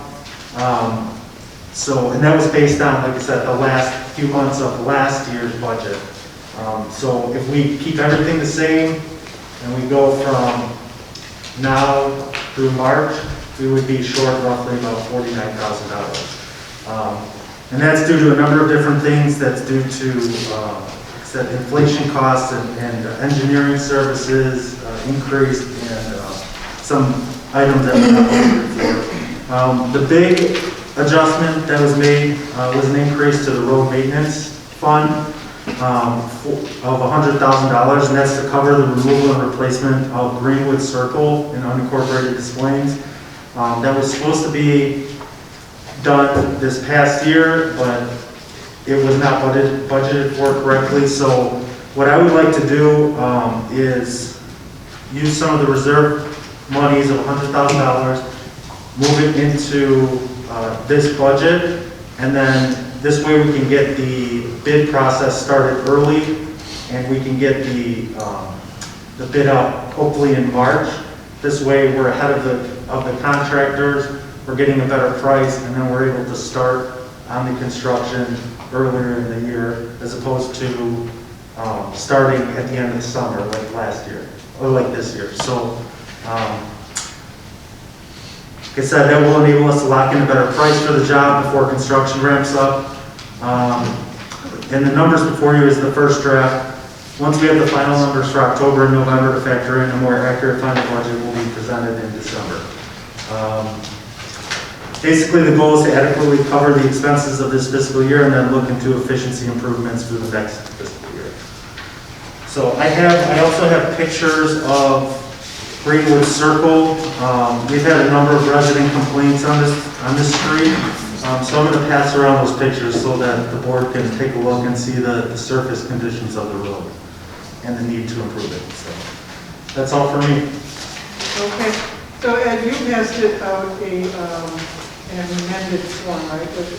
Just before the meeting, right? Correct. I gave an updated copy to Viacia, and then it was just a small typo in that the line items that my administrator discovered. So we just I put an updated copy on everybody's podium. Okay. Just make sure that, right, that has to be 30 days. 30 days, and then we'll have to publish. Right, it has to be published, and actually we will be able to do this in December. Yeah, as long as we meet the 30-day, it'll be available for 30 days, and we can make that publication. Yes, because if we wanna publish this in the Spanish journal, it's only Wednesday, which is tomorrow. I cannot do it. Maybe Thursday, different paper, but it's like December 29 that he can do the hearing, because he will have to do the hearing as well, right? Yeah, we'll have to do the hearing at and approval. Yeah. And my question is, can he approve the budget, amended budget at the hearing, or there has to be special meeting after the hearing, like for the tax levy? So, I thought there was going to be a regular meeting that day, correct? No. So now we moved it to the 27th. Right? No, we don't have that. Yes. We don't have 30 days. Does it have to be published every day? It has to be available for 30 days. I mean, if we put it on a bulletin board, is that sufficient? We are going to have Put it to on a publish it website. at least 30 days in advance. Yeah. Unfortunately. And I can publish this probably on the 1st of December.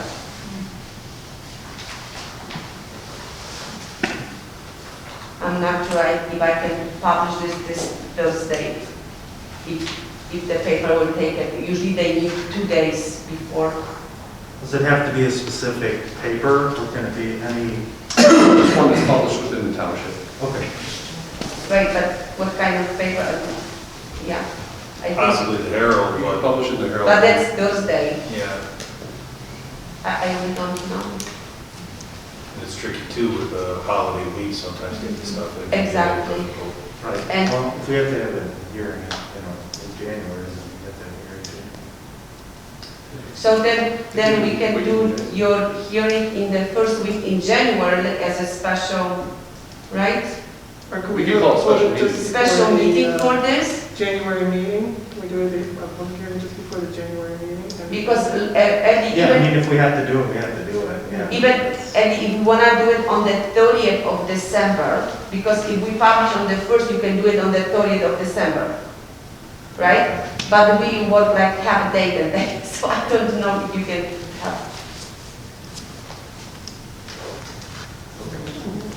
I guess, did you have enough in the line items to wait until the January? Yeah, it's not ideal, but we can, and, I plan on bringing forth my, my new budget early this year, so I was actually gonna bring my new budget in January this year to get a head start on it, so, yeah, that's fine if we have to, and I just wanted to pass it if we could pass this down. You have to choose the date now, Oh, we have to choose the date? Right. What's the January? We just have to know when we're going to schedule the hearing. Yeah. Right. Yeah. I think the 25th in January is our. so there will be a hearing at the special board meeting? I think the consensus is that they're going to do it at the actual January meeting. Am I? Oh, that's the end of the January, so I don't know. Yeah, yeah. Then he can do the new budget. Yeah. Yeah. I don't know, Eddie. We could do it at the same time. Yeah, that's fine, we could do that. It's not ideal, but we'll do it. I don't understand what. Yeah, we could do January 25th then, at the meeting. The amended one? Yes. Oh, the hearing and, okay. Okay, so what time we do the hearing then? Supervisor then, Oh, 7. 7 and 7? 7:15 for the, So we would change the meeting for 7:15 again? yeah, I mean, yeah. Yeah. Yes. Okay. Yeah. Because this meeting is already approved, I mean, You know, I mean, as long as we start after 7 o'clock, it's really okay. I mean, I don't even know if we really have to set another time, because if people are here at 7, they might have to wait a few minutes before the regular work begins, but it's really okay. Okay, so 7 p.m. again, the hearing, and 7:15 board meeting. Sure. Yes. Budget hearing for Rohan Bridge. Okay, so we don't need any vote on this. One more thing. We will be changing then the budget for 2022-RB-1, right? Because it will be already approved in 2022. The two documents I The have, number. also that's confusing, the two documents I have say RB3 and RB2. So Ed's document that he gave us today is RB3, right, Ed? Is that right? If we did it in December, it will be RB3. But if we do in January, it will be RB1. But 2022 RB1. I see, the 2020 I see, it. The new year number. As a first ordinance. Very Yes. good. Yeah. Yes? Thank you. All right, so I don't think you're calling for any action now on behalf of the board, is that? No, yeah, we gotta wait until. Okay, all right, so the next item of new business is a preliminary discussion of the funding agency allocation. Rich, did you want to talk a little bit about this?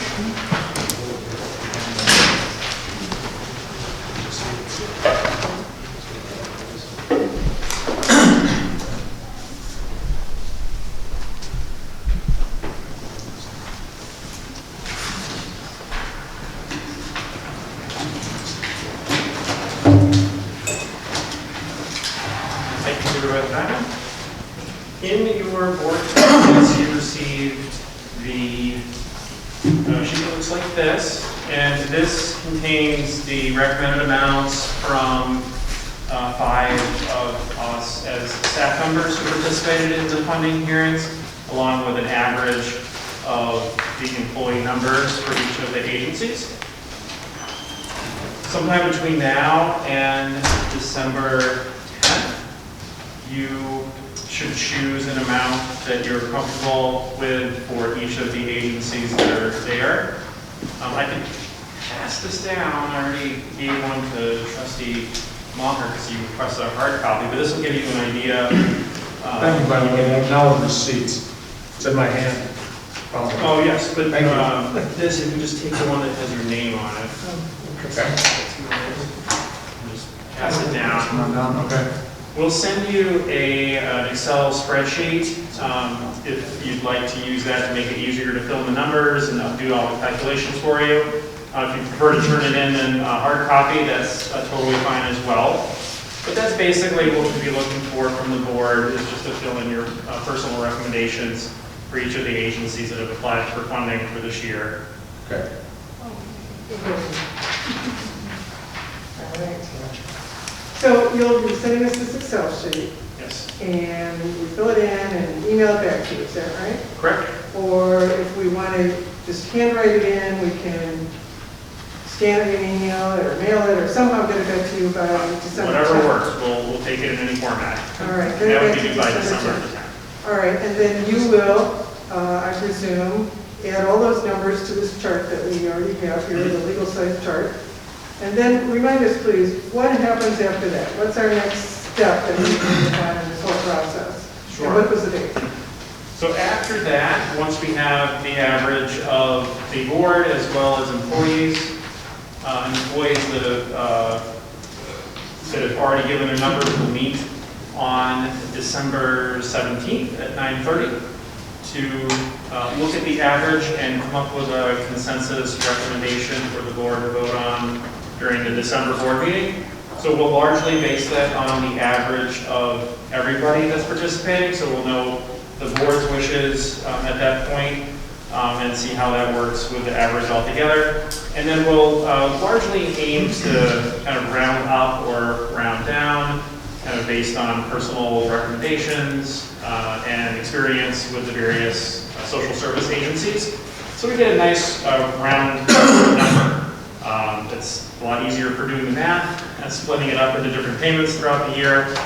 And then that will be given to the board in their board packet the week prior to the December meeting. And the board may simply choose to vote on that consensus recommendation, or they may choose to change that at the board meeting at their discretion.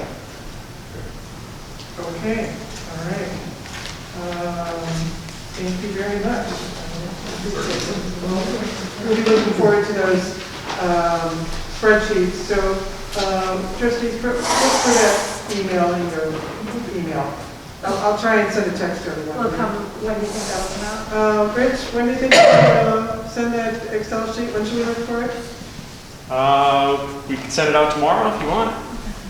Okay. How's that? Okay, that's fine. All right. The document I already have, right? Richard, you were kind enough to give me that already. Yeah, it'll be the same one, just in Excel format. Thanks. Sure. Okay, thank you. All right, so just a few announcements here, and any other officials can give their reports too. A few little things. We do have a suggestion box now. Thanks to Asif who arranged for that and arranged for its placement.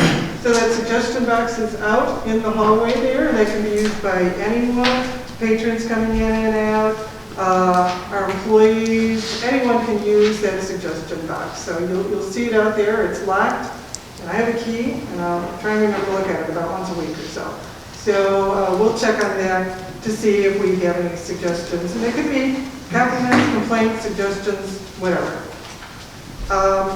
We did receive a request from Niles Public Library.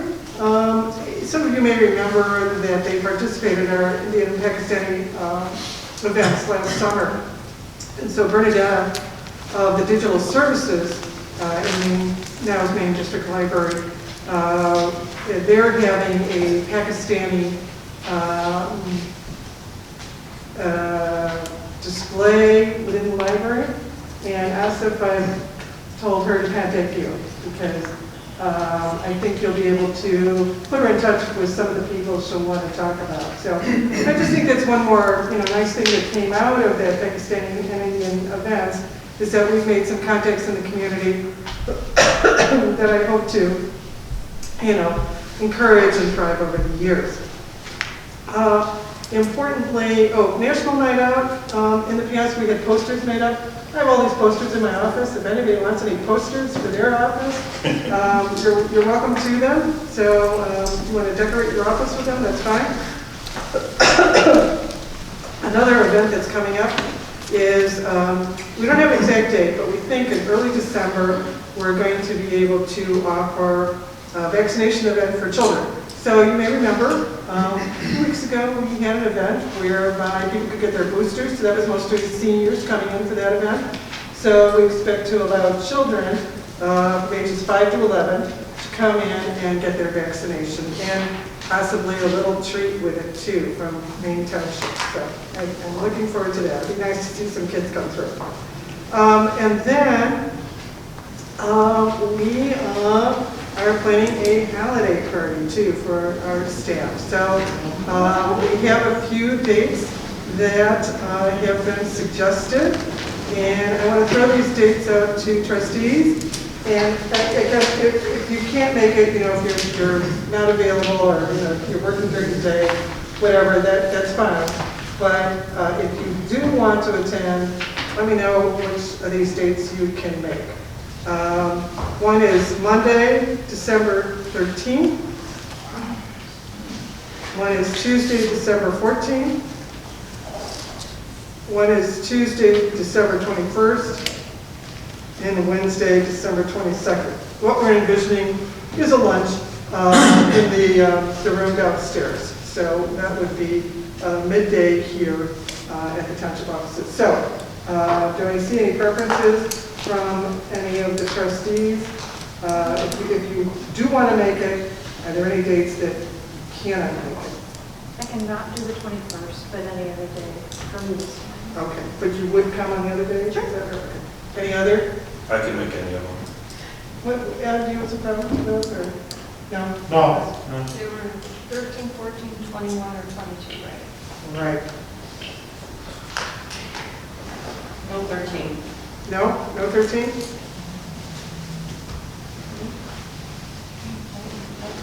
I don't have a problem anymore. So the 14th, is that?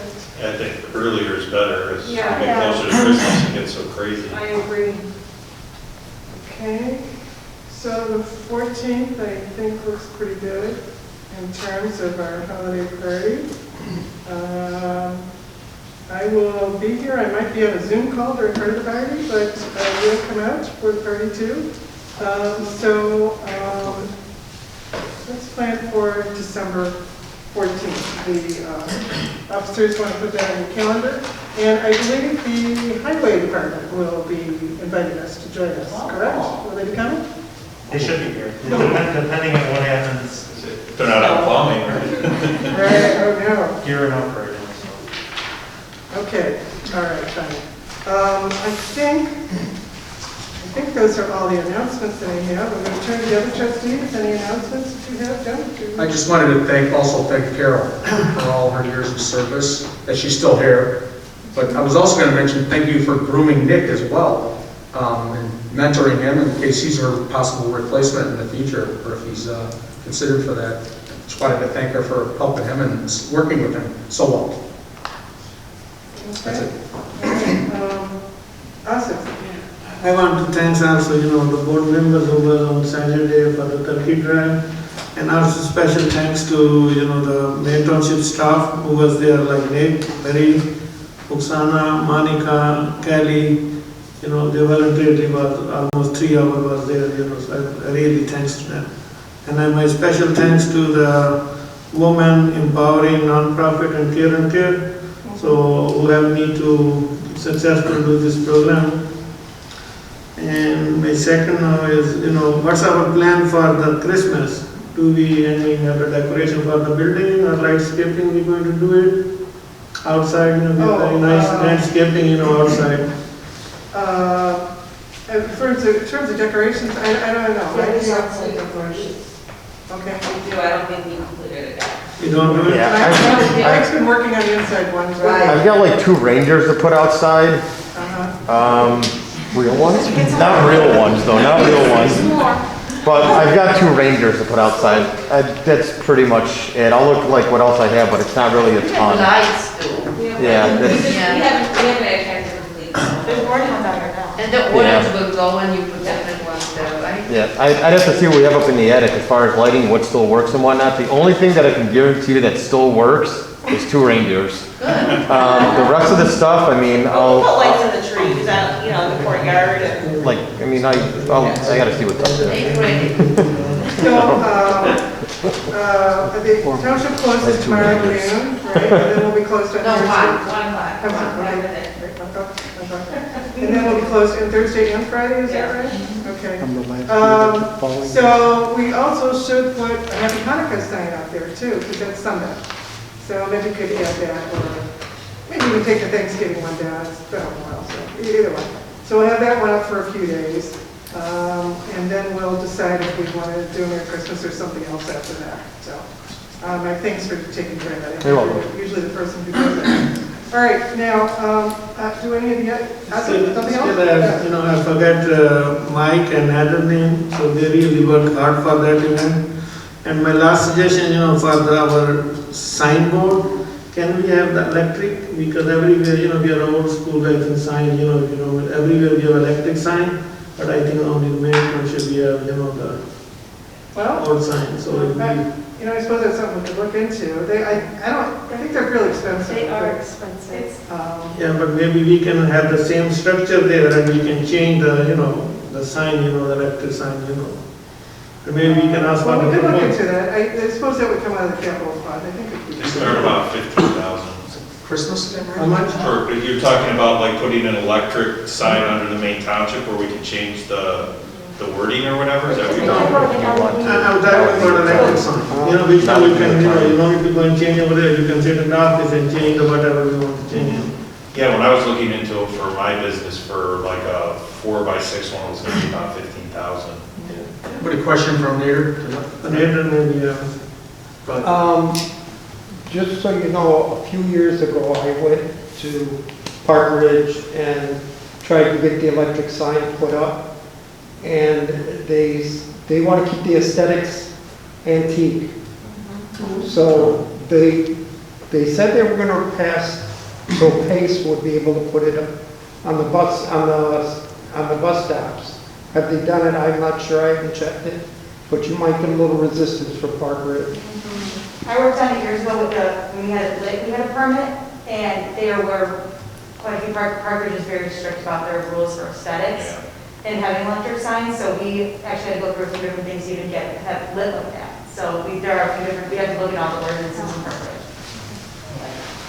Okay, well, that might be something we can explore. But Kim, were you going to say something? We'll just report it constantly. Yeah, Asif, you were done? Yeah, thank you. And, Okay. Okay, so I was here on Saturday along with trustee Horvath and Asif and the supervisor and all the volunteers, and Susie Moran was here, and if I'm not forgetting anything, and our highway commissioner, and so I wanted to thank everybody, and it was a wonderful afternoon, and I think, you know, the community really appreciated it. We appreciate the help of the 2 organizations at Asif Mention, as well as Jewel. Jewel is unbelievable. How many turkeys, dinners, and the generosity of this community is always overwhelming. And we see that over and over again. So I appreciate this community. I'm very proud to live here and represent this community. And to echo something or quote something that our previous supervisor, Carol Tesh, used to say, nobody goes hungry in Maine Township. And that's because of all the volunteerism and all the generosity of our community. And I just want to wish everybody happy Thanksgiving and thank them for your time and generosity. All right, any other reports? members or officials, anything else you'd like to? Just want to throw in real quick that you mentioned National Night Out. It looks like we're going to probably try and plan it for the coming year. Hopefully by next August, things are going to be really running back to normal at that point. So we usually start planning in like February, and for the new board members, we'd love to have you come on the committee. I think we're going to lose a couple of our longtime volunteers just based on, their age and COVID and health concerns. So, and you guys bring a lot of great ideas, and also certainly the large majority of attendees are either from the Indian and Pakistani communities, so we could certainly use your help on getting the word out as well. So I'll keep you guys posted on that, but just kind of keep in mind, usually February is when we probably have our first meeting. Okay, all right, thanks. Oh, and I did want to quickly thank Vicki for helping me to make that PowerPoint presentation, which I never could have done on my own. So anyway, I think that concludes our meeting. And therefore, I want to hear a motion to adjourn. Motion to adjourn. Second. Roll call. Supervisor Simon? Yes. Trustee Jones? Yes. Trustee Horvath? Yes. Trustee Maher? Yes. Trustee Malik? Yes. Everything's going to be around.